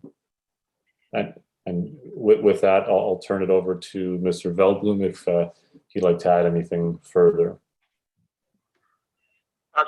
Thank you, Mr. Margaritas. Yeah, no, I think everything I provided the letter to council, and and I think Mr. Goodrich mentioned this, the fact we're talking about a 9-lot subdivision, the main municipal services, the roadway, and some associated drainage. So the proposal to kind of do a 2-phase situation where Mr. Gagne puts up the security for the first 4 lots to get the road built and proceeds. Once that's done, they can then move on to the next phase and basically roll that security over. And the safeguard is, instead of an inhibiting order, it's a simple registration on title of what we call a Section 118 restriction that basically wouldn't allow those lots to be sold. So it's a rather simple registration. And as soon as the security is lodged by Mr. Gagne, as soon as you're done phase 1, it rolls over to phase 2, and then we deregister that restriction on title, and you proceed in the normal course. So I'm perfectly comfortable with it from a point of view of giving advice to the municipality that it's very secure, and there's really no peril to the municipality of that circumstance that Mr. Goodridge outlined. So I think it's a fair way to go about a subdivision like this. Okay, it's Mayor Randy speaking. Because as Mr. Goodridge described earlier at the outset prior to your arrival, this subdivision agreement has been in the works for 2.5 decades. So it would seem we've come to some form of moving forward with it here, but because of past experience with it, I have some concerns, and on that basis, I just want to ask the question, I guess. I think everybody's, it's easy to understand. There's 2 phases, lots 1 to 4, and then lots 5 to 9 that we're contemplating here as far as security. Reading the security Schedule E document itself, and just for clarity, Mr. Velboom, maybe you're aware or not, are any of the lots sold already, lots 1 to 4, or are they still in play? Well, Mr. Gagne would be allowed to enter into agreements of purchase and sale for the lot, but they couldn't close yet. Like, they can't close because the plan's not even registered yet. So the lots don't exist yet, and that's what we were talking about. We need the subdivision agreement to be finalized and registered. Then the plan of subdivision, what we call the M plan, can be registered to create the 9 lots. And at that point, a deed could be registered. But the way we're proposing it is the only way that will happen is if security for lots 1 to 4 is placed and the agreement's registered. Lots 1 through 4 could then have deeds registered on them, transferring it to a new owner. But that wouldn't be able to happen with lots 5 to 9 until certain conditions are satisfied. Right. And if I can add to that too, Okay, some Mr. of your Velboom. dialogue there was just before you do, Mr. Goodrich, the reason I asked that question specifically is there was a council, there was a consideration of council sought 2.5 decades ago by the developer to move forward with this, and council agreed at that point in time to allow some lots to be sold in a phase type of development. The reason I asked that question is because this isn't something I've monitored with regularity. I thought perhaps 1 or more of lots 1 to 4 had already been sold as part of that consideration that was extended to the developer, decades ago. So what I'm hearing is that all the lots 1 through 9 don't officially exist yet, so they can't have been transferred to anybody, and without any further labor in that regard, my cause and concern with the agreement of Schedule E as drafted primarily lies with the fact that it speaks about in the midsection that as part of phase 1, the subdivider shall construct to the completion of granular B1 the road from commencements of Laurier Street to the south limit, which is basically of lot 1. But what we're talking about here is a pretty much just a roughian of the road, not the asphalt pavement, the street lights, the whatever else is required under our subdivision agreement. And if the municipality were to allow those 4 lots to be sold with basically just a bush road put in there, I don't see how that, and with a security in hand, I'm acknowledging the fact that there would be a security in hand. I personally don't see protection for the municipality in allowing those lots to be sold without the work all being done. As I was briefed on this by my staff trying to explain it to me, I'm not opposed at all to, because the security of 350,000, if it needs to be applied, to a number of lots first, 1 through 4, bring that road up to a paved, street lighted standard as a dead end road, let's say, and then sell the 4 lots. I'm fine with that. And then lots 5 through 9, create the road, pave it, put the street lights, and then you can sell the other 5, I'm okay with that too. It basically splits the subdivision into 2 halves. But I guess my question is that the intent here? That the road will be paved and the streetlights and everything on lot 1 to 4 before they're sold? Or are we just allowing a bush road to be installed and allowing people to sell lots first? Where am I with this? Your worship, it's Ed speaking. No, that's not the kind of way it's structured. It's not the normal way a subdivision will work anyway. Normally, what happens, I mean, in many cases, in much larger subdivisions, we're talking 100, 200 lots. The subdivider might put up the security for a whole phase and get the subdivision agreement registered and get their plan registered and be able to sell lots without anything being constructed on the basis of having full 100% security for it.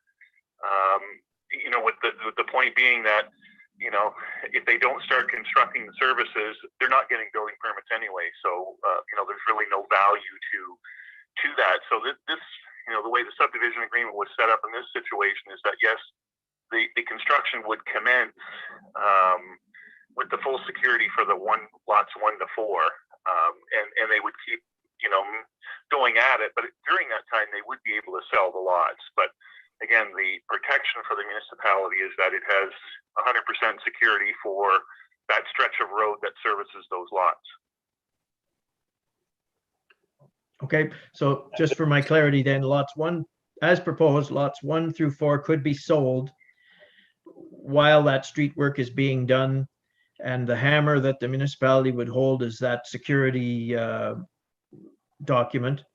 And if the street in front of lots 1 through 4 was not completed to the satisfaction of the municipality, they'd just cash that line of credit or whatever it is and pave the street and put the street lights in. Is that what I'm hearing? And then beyond that, once that, that was exactly what would happen. It would be a formal letter of credit that could be cashed at any time. And to add to that, your worship, the municipality still has the ability to withhold building permits. So notwithstanding that a lot could be sold, no building could be constructed on that lot. would there be any awareness on title for anybody buying those lots, though, that a building permit is being withheld? There wouldn't be anything on title, but a purchaser who is buying one of those lots, the subdivision agreement is registered on title, so everything that's in the subdivision agreement would be available to the solicitor. And again, in the normal course, when someone's making a purchase, they do the inquiries of the municipality as to, what's the zoning, what's the status of the subdivision agreement, and at that point, if something had happened. When they do that inquiry of the municipality, a letter would come out from the municipality saying, oh, there's the default under the subdivision agreement, and, X, Y, and Z are the result of that. Okay. No, I understand what you're saying, Mr. Belboom, in that, when you drive into Southern Ontario, you look at a cornfield and it says now selling lots, and there's absolutely nothing there yet. And, it happens. But as you're describing, the security is the basis there that the municipality has to be assured that streets will be put in and all of that stuff. So in this case, we're taking a 9-lot subdivision and doing that for 4 and then 5 after is basically what it boils down to. But where I lost myself in the the completion of the works, there was a Schedule B, I think it was, that it mentioned that is our township policy that describes how much work has to be done before a person can get a building permit for their lot or whatever. And that wasn't in the package, so I have no awareness exactly of what level of completion the road and everything else needs to be at prior to that happening. But I have concern with the fact that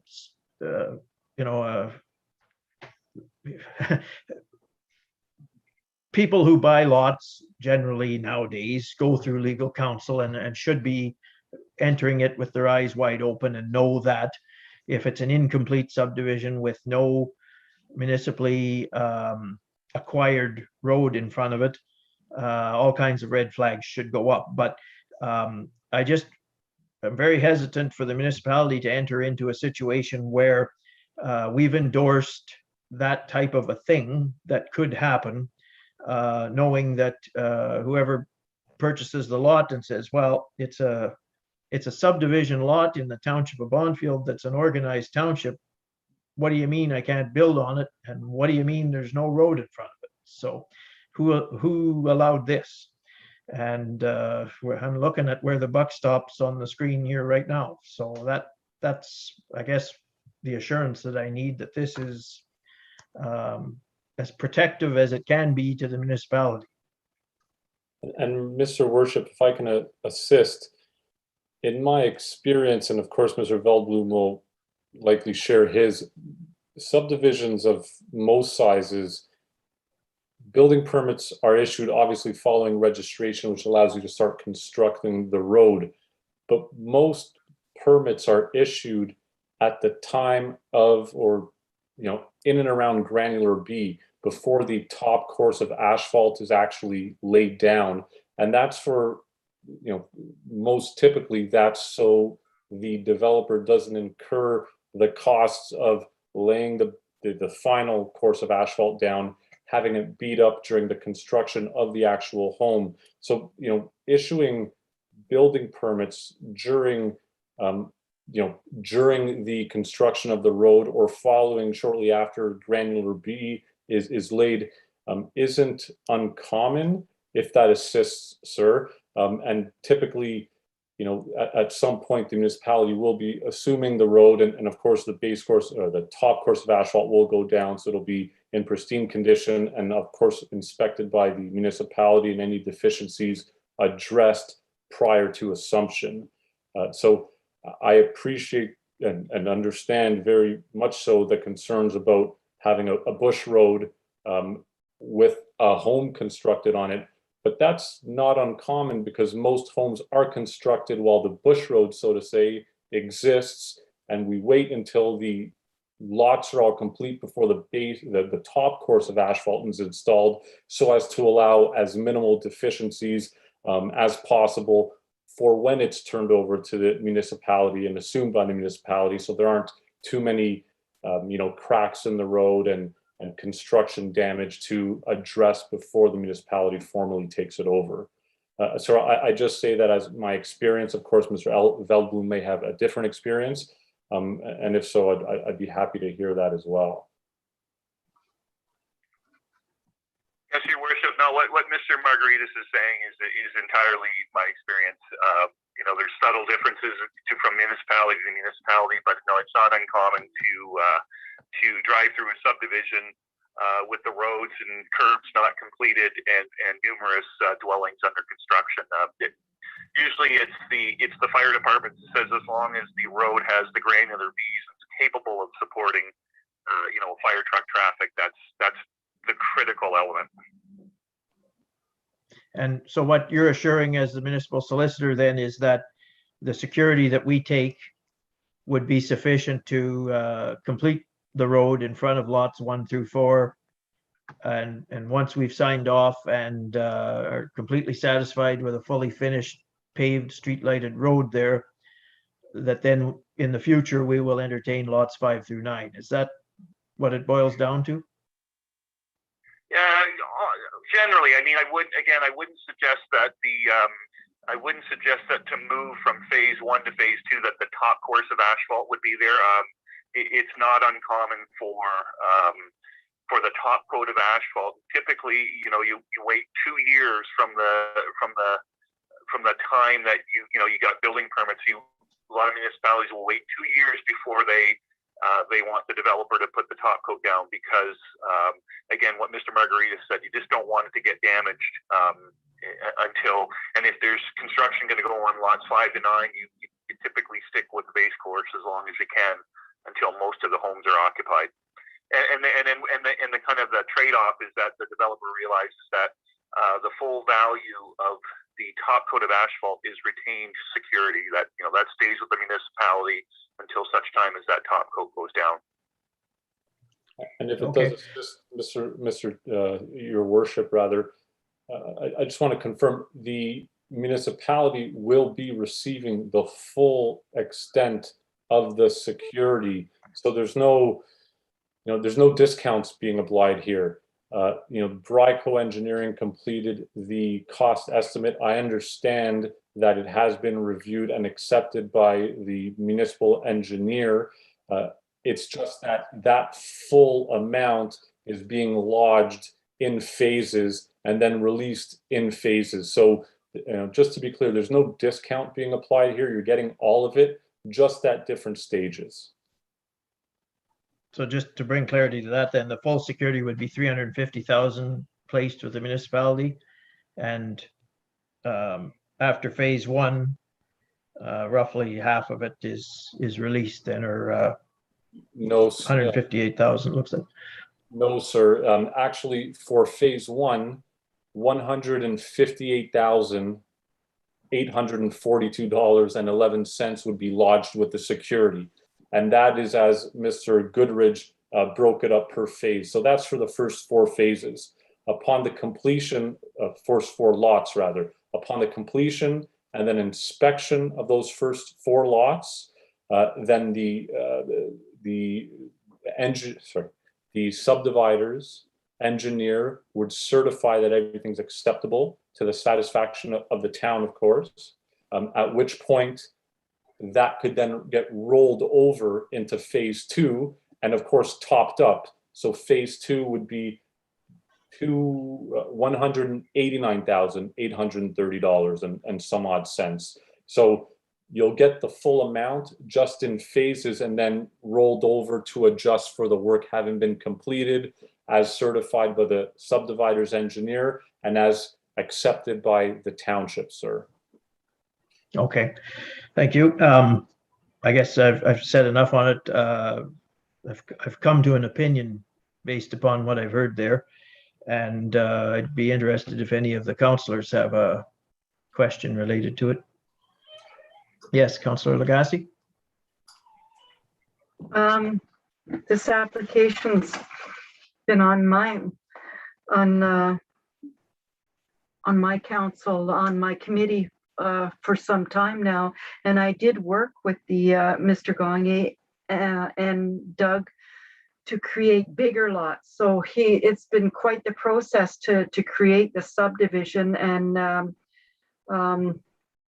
when council didn't agree with the lots, because after all so many years our official plan went, we needed bigger lots, so we did create bigger lots, and he lost a lot, if I remember correctly, doing this. So I'm happy, and I'm glad that you asked those questions, Mayor McLaren. I'm happy with this application and what Mr. Gagne and his team has proposed to council.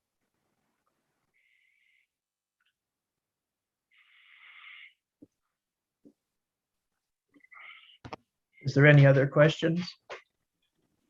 Yes, Councillor Foisey. Yes, I was wondering what kind of asphalt would finally be put on at the end?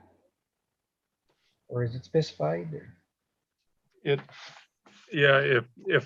Perhaps Ms. Carr can answer that question, but it is detailed in the Bryco Engineering plans. It's HL4 asphalt, if that means anything to you.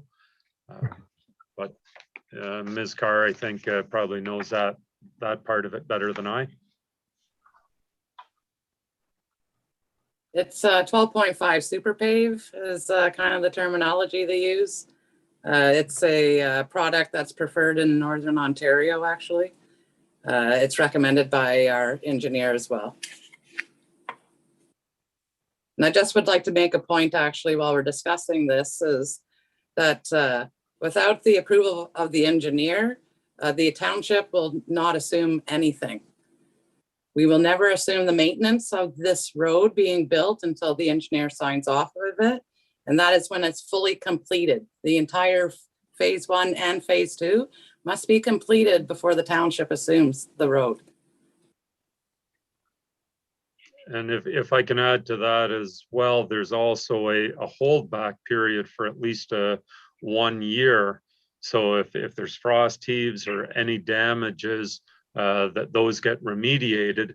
And if it's sufficient to allow for another year, that is built into the subdivision agreement.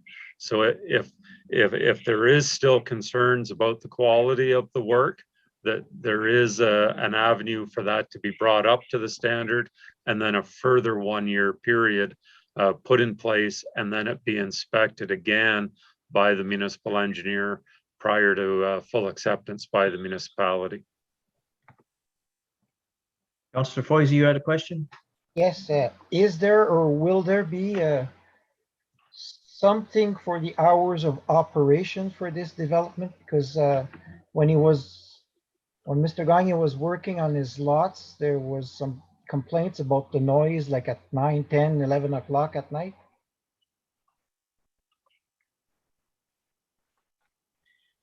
Further to that, and this is, again, my history speaking here, based upon what I've heard presented to me tonight and the phased security and knowing that it isn't 350,000, it's less than, and the fact that it's been 2.5 decades in the making, and the promise 2.5 decades ago was that we were going to have a paved street with street lights with houses on it. And all this dialogue tonight has brought us to the fact that we could have 9 lots with houses on it on a bush road, and the only holdup being is that the municipality hasn't taken their security and paved the road and put the streetlights in. And the municipality has never wanted to be a land developer. I know where I'm at with it right now. So I'm hoping some of the councillors can find their way on this, because I know where I sit with it right now. Is there any other questions related to this matter? Foisey, if I can address your question, Councillor Foisey, apologies. Currently, the subdivision agreement doesn't specify hours of operation. However, if the township has a noise control bylaw, for example, or a construction noise bylaw, for example, I'm very confident that my client would be happy to adhere to that. And if necessary, if necessary, we could include that right in the agreement. But of course, if such a bylaw exists, then it will apply whether or not it is included in this agreement. But most municipalities have something that nature, and I'd be happy with Mr. Goodrich to provide typical examples of those sorts of noise bylaws when they operate. It's typically Monday to Saturday from 7 to 7, and then on Sundays from 9 to 4 or 5. And then, of course, on statutory holidays, there would be no construction noise permitted, sir. Thank you very much. Yes, Councillor Vinecourt. Yeah, just wondering if I might have missed it, if there was a time limit from, let's say, lots 1 to 4 before does he have like a time limit for 2 years or whatever, and then get into the other lots after that? As I understand it, and I hope to be corrected by the solicitors, but that's the concern I have with it here. As described earlier, there's absolutely no time limit for the final work of that street to be made a signed off municipally assumed street. This could drag on another 25 years, is what I'm hearing. So if somebody can prove otherwise, please do so. So, sir, if I may address Councillor, and I apologize, I will say Councillor Mark, because I didn't catch your last name, sir. I apologize. Section 8.3 of the subdivision agreement currently before you folks says, and I'll quote, "Notwithstanding the foregoing provisions, the final course of asphalt shall be installed the earlier of the following: A, the 2 years from the date of registration of the plan, being the M plan, or B, the date upon which 5 lots have dwellings constructed thereon that have been completed to a stage permitting occupancy under the Building Code Act." So, sir, it's either 2 years from registration or upon the completion of 5 lots, sir. Okay, thanks. So having said that then, and because this is open for discussion, could we amend that to 2 years from the date of registration and upon which 2 lots have houses on them, just as a point of discussion? So then when 2 lots get sold and have houses on them, that the asphalt and the streetlights will be in. Because what I see happening here is a 9-lot subdivision on a bush road, and there's no more incentive anymore to finish the road because the developer has fulfilled their obligations and sold all their lots. Well, Your worship, it's speaking though, there is incentive for the developer to complete it because they have a letter of credit with the municipality, and they're paying interest on that letter of credit the whole time. So if they don't complete it, and again, if the municipality chooses not to instruct the contractor to do the work and use the developer's money, the developer continues to incur interest charges and has collateral that is kind of locked up. So there really is an incentive on the developer's part to keep it rolling, to get their security. And again, this is security for phase 1. They have to get it certified, and then if there's a holdback for the top course of asphalt that gets held back, the rest of the money is available to be rolled over to be security for the phase 2. So there's never a time when the municipality doesn't have 100% security for what work is remaining to be done. I mean, that's the way these agreements are set up, is that there's never a situation where the municipality has less security than the value of works that are required to be finished. Okay, and that's under the assumption that $350,000 is adequate by the developer's engineer's estimate, not our engineer's estimate. Now, the municipality's engineer has reviewed the estimates and confirmed that they're accurate. And there's also provisions in the agreement whereby, if prices go up, there's a stipulation that the municipality can, when we hit phase 2, if there's prices have gone up within a year and it's of some significance, the municipality can request the top-up security, is what we call it. Okay. And if I could add to that as well, not only has the municipal engineer reviewed all of Bill Bryant's costing on this, but he's also reviewed the breakdown that I've prepared for them, so that he's satisfied that the breakdown, as I've calculated, is sufficient for each of the 2 phases that are going forward. And a little bit further also on these points, and I know I'm new to this file and don't have the history that a lot of you do, but I believe this is the first time where the municipality has all of your own professional consulting staff, whether it's your engineer, your lawyer, your director of public works, and the developer. Everyone now seems to be on the same page. We have an opportunity to finally get this developed. We'll get it registered, get it developed, that we simply hasn't been there for the last 2.5 decades.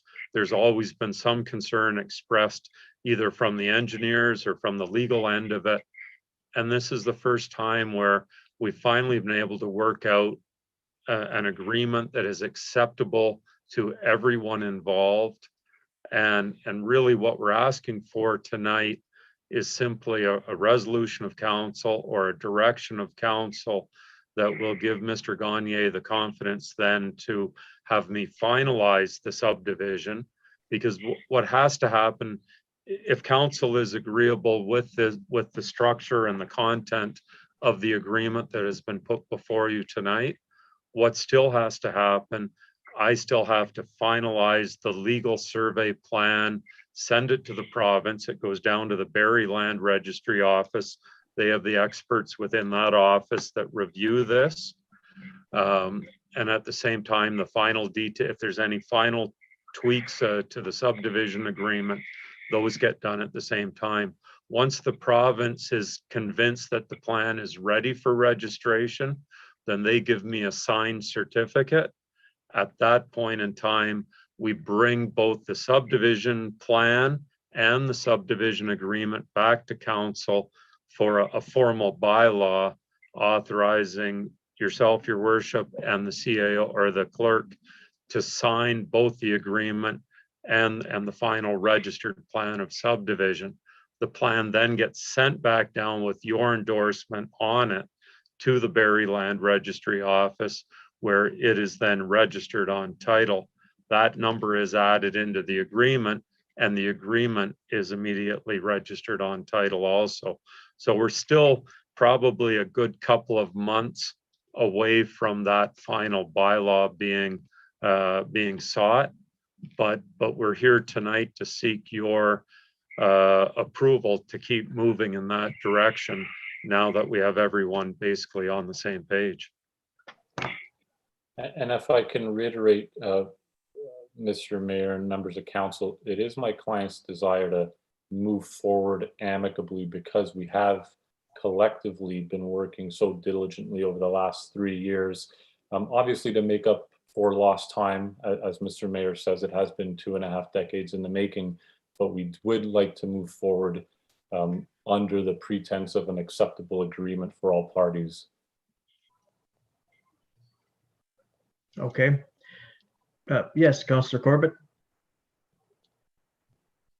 Thanks, Your Worship. So I don't have the history of 2.5 decades of this sputtering along. So for my first council meeting, it's great to be deliberating a subdivision and some development within the municipality. So it's encouraging to see this work progressing. My question would be, so section 8.3B, which speaks to the final asphalt being installed and what have you. So it's upon 2 years or the date in which 5 lots or have dwellings constructed. Why would that number not, coexist or coincide with lots 1 through 4 and reflect the phases in the security? That's a great question, and I thought about that myself, and that's probably one of those areas where we should update this plan to reflect the phasing proposed. So that is an excellent question, Councillor Corbett, and one that I'd recommend we make. Thank you. Manager Carr, you had a comment there? It was put into the agreement before the phasing of the security. That was put into the agreement to protect the asphalt and as well as to protect the township. Your worship was waiting for, you don't want to see the road not have pavement on it. Well, so we had that pretense in there that we would either it be asphalted within the 2-year period or half of the homes being built, so that we weren't waiting, because if there was that situation where only 2 lots were built and then we're still waiting for asphalt. So that was why that limitation was set like that. So at point of discussion among staff, that number is flexible then, is what I'm hearing in answer to Councillor Corbett's question. And I think that's the concern I have with it right there, is I think after 4 lots are developed and sold, that'll be as far as this project goes, as far as completion. I'm appreciative of the fact that Solicitor Velboom stated that there is some incentive on the developer's side to to continue on beyond lot 4 afterwards, because I just see this as a 4 lots will get done and then it'll stall for another 25 years. And I'm very hesitant to enter into that again. It pains me that we've talked about this long, even this evening, without 2.5 decades of conversation over a 9-lot subdivision. I mean, if the city of Barrie had to be this torturous over every subdivision that gets developed in their boundaries, I could only imagine the hours and hours that would get put in. So I say that to council because this is not necessary that we be asked of this favor. This is a favor that we're being asked to grant here, and let's not ever forget that. So I say that having granted a favor to the same developer 2.5 decades ago to do phased development and sale of these lots, we now have, as Councillor Foisey described earlier, up on the east end of Laurier Street, a street that isn't to the standard that those people expected when they built in there. And I was under the very strong impression that lots or development had already happened related to this subdivision in there. Maybe I'm incorrect in that, but yes, Mr. Margaritis. Your worship, in fact, I think you are correct, sir, because while this subdivision was draft approved in 1995, sir, at that time it was an 11 lot subdivision. I don't know the details, sir, or particularly what year this happened, but at some point there was an agreement and a formal planning application made to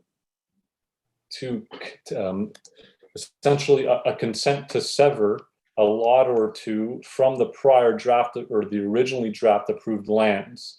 So I don't know what the context of that was, but you're quite right, sir, that in 1995, there was an 11 lot subdivision.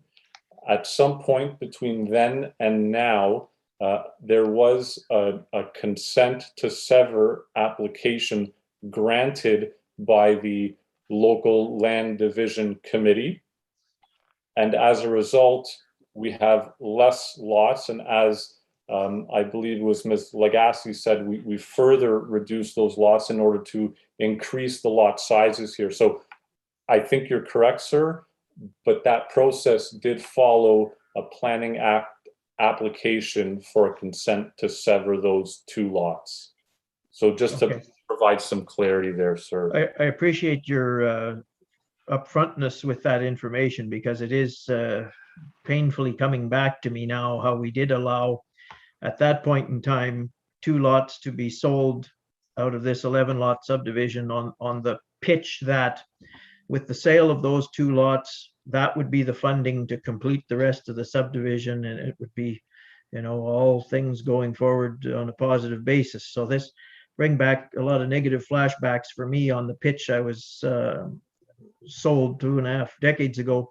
But I also appreciate the fact that you're correct in that the township also conceded back in the day when this was first entertained, a piece of parkland was always handed over to the municipality for subdivisions. We've long since revised our policy because we've been acquiring these little snippets of land all across the municipality of dedicated parkland property that usually just becomes a clump of brush. So we now just take financial compensation in that regard. So in this particular case, there was a block of land because it was, sketched out when that was still the policy, that a block of land would be dedicated to the municipality as a piece of park. We've agreed financially to trade that back to the developer for cash instead, and he used the piece of land to increase the size of the lots because of provincial planning changes that happened within the past decade. So yes, okay, I'm still I'm not losing my marbles. There was property sold off this subdivision at a point in time, and I thank you for bringing my awareness to that. Is there any other questions related to this matter from council? Okay. Is there anybody on the either side of the legal side of the conversation that have anything more to say related to it? Either municipal or developer? Nothing for me, sir. Okay, thank you. Like, All right. I think, Your so, worship. and I'm sorry, I'm not part of the legal team, of course, but Well, I would urge the council to move forward with this. As I've said, all of the experts that you have hired have signed off on this agreement, have signed off on the plan, have reviewed the engineering. We're finally at a point where we can see this move forward. And with your indulgence, we'd like to be able to do that. And like I say, it can occur most likely within about a 2-month period from now. okay. Well, my only concern, maybe I haven't stated it clearly, is that 8.3 section B. After 5 lots are sold and there's houses on them, we'd move to a completion or 2 years, and I just see this stalling at 4 and never moving beyond that. So that's if that's a flexible point of discussion, that could change my opinion. But otherwise, I'll call upon council to if they want to move and table this tonight, so be it. Yes, Councillor Corbett. Sorry, I'm looking for the same clarification as you are. So, Mr. Margaritis, I believe you had indicated that you were considering that as well. So is that something that this document would be updated to reflect? Yes, Councillor Corbett, I personally think it would make sense if that was revised from 5 lots to 4 lots to reflect the proposed phasing plan. I would certainly recommend that to my client. Okay, and your worship, just so I'm clear, if we vote in favor of this tonight, does that have impact on that amendment at all? Do we need to have that amended within this document prior to us voting? Or, sorry, and this is just perhaps the rookie question coming out. No, I don't think it is, in that the motion that's before me, and we have a pre-prepared motion before us, it only speaks to the security side of the conversation. It doesn't speak to the other details in the subdivision agreement. So it only speaks to a lot, like, I mean, we could amend a motion on the fly here, but it would be better if, after having heard our concerns in section 8.3b, that that be acknowledged by the developer and table something new to us at our next meeting, if that's a suggestion. Or if council wants to entertain it tonight, that's okay too. Sir, I'd be happy to make a suggestion to kind of bridge that gap from the question Mr. Councillor Corbett made. And given the resolution you said you have prepared, it's common in these circumstances that council resolves to grant either the director of planning or their solicitor or a combination thereof to proceed to finalization of this agreement in a form that is acceptable, given that the contents are essentially there and everyone has agreed to it. If there are some stylistic revisions or obvious revisions like the one we pointed out on section 8.3, in my review, I've noticed that there are some typos, non-substantive, that can be cleaned up. If there was a resolution of that nature to allow the planning director and the town solicitor to proceed to prepare a final agreement for acceptance, that might be a way to bridge the gap, so to speak. and Mr. Veldblum might have some ideas about that as well, but it's not uncommon to draft resolutions of that nature if the intention is to move forward with finalizing an agreement substantially in accordance with what you have before here tonight, sir.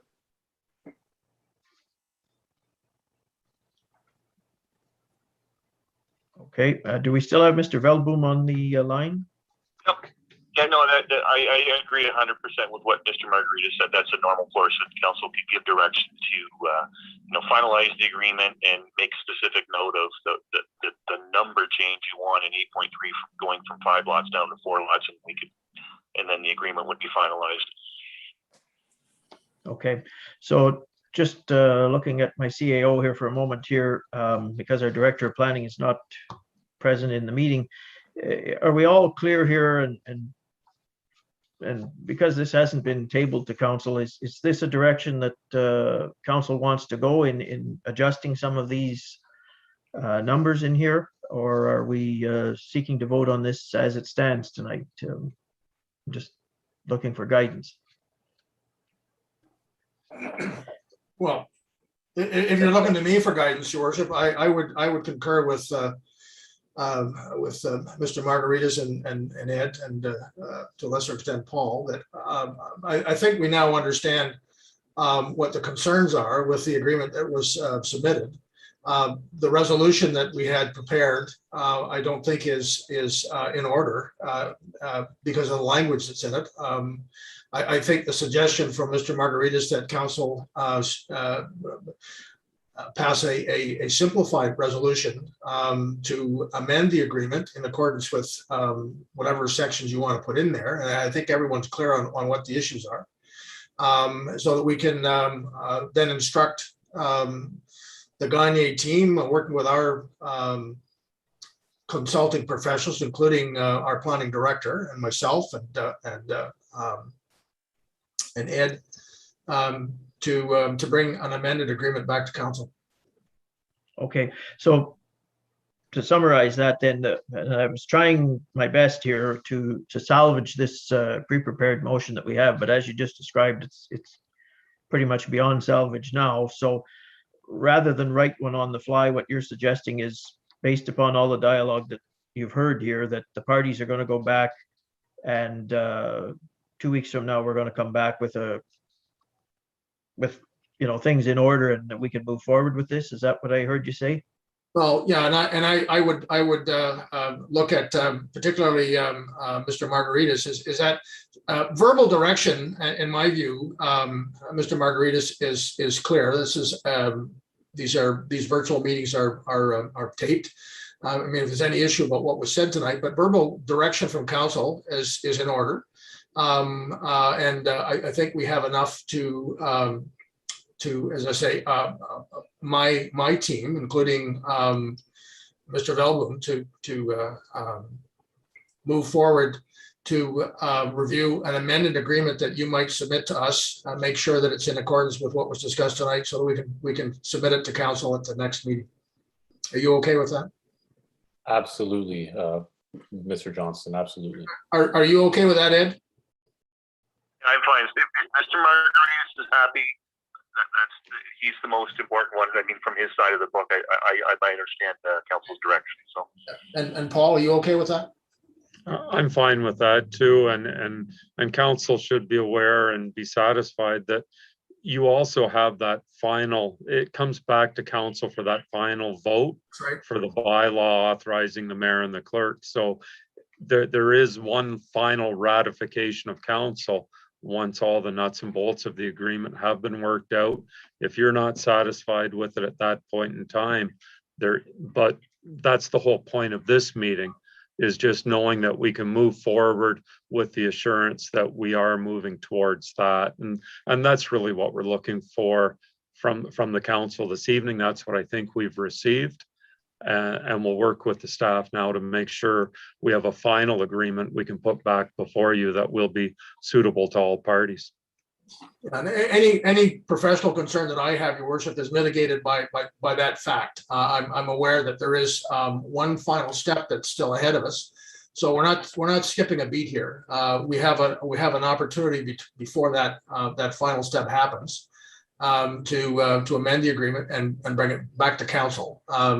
So I share with you your concern for the municipality, but I think my professional concern is mitigated by that fact that we have one more final step between now and the final agreement, and let's use that to amend the agreement in accordance with what the discussion was this evening.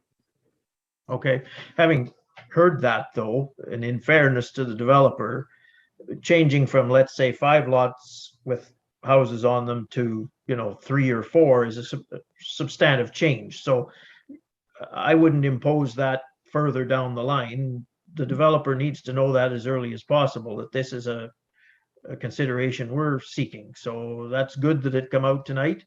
And if all parties are still, acceptable to that 2 weeks from now, then it looks like we can do something. So, and then the security question, the math of that, that'll stand the test at that same vote. So if that's acceptable to everybody, that's where we'll go. But just as CAO Johnston described, it would seem that the verbal direction to the developer consultants is that 5 lots developed before moving forward is going to be reduced to a lesser amount. So that's, I think I've overstated that enough already. So, okay, very good. So we'll set that aside for tonight. I appreciate your patience, everybody, and for Ed joining us in darkness there with his guidance as always. So thank you very much related to that.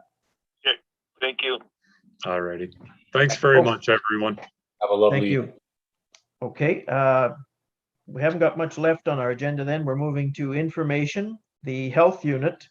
There's 2 motions of support from McMurray Monteith and Township of Archipelago. That's just information for us. And that's related to how the health unit is funded.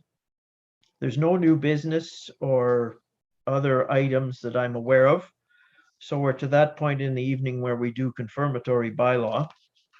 I would take a mover and a seconder for that, please. Moved by Councillor Corbett, seconded by Councillor Lagasse. Whereas council deems it expedient to pass 3 readings of the following bylaw at this session, be it hereby resolved that a bylaw to confirm the proceedings of council from August 17th, 2021 to September 14th, 2021, be read a first, second, and third time, passed and numbered 2021-24, and that the said bylaw be signed by the mayor and clerk, sealed with the seal of the corporation, and be engrossed in the bylaw book. All in favor? Carried. And a seconder to adjourn. Moved by Councillor Vaillancourt, seconded by Councillor Foisey, that this meeting be adjourned at 9:27 p.m. All in favor? Carried, and thank you. Night. Night. Good night, all. Good Thank night. you, Andre. Yep. Thank you, Andre. You're welcome. Have a Good safe- night. Have a safe trip home.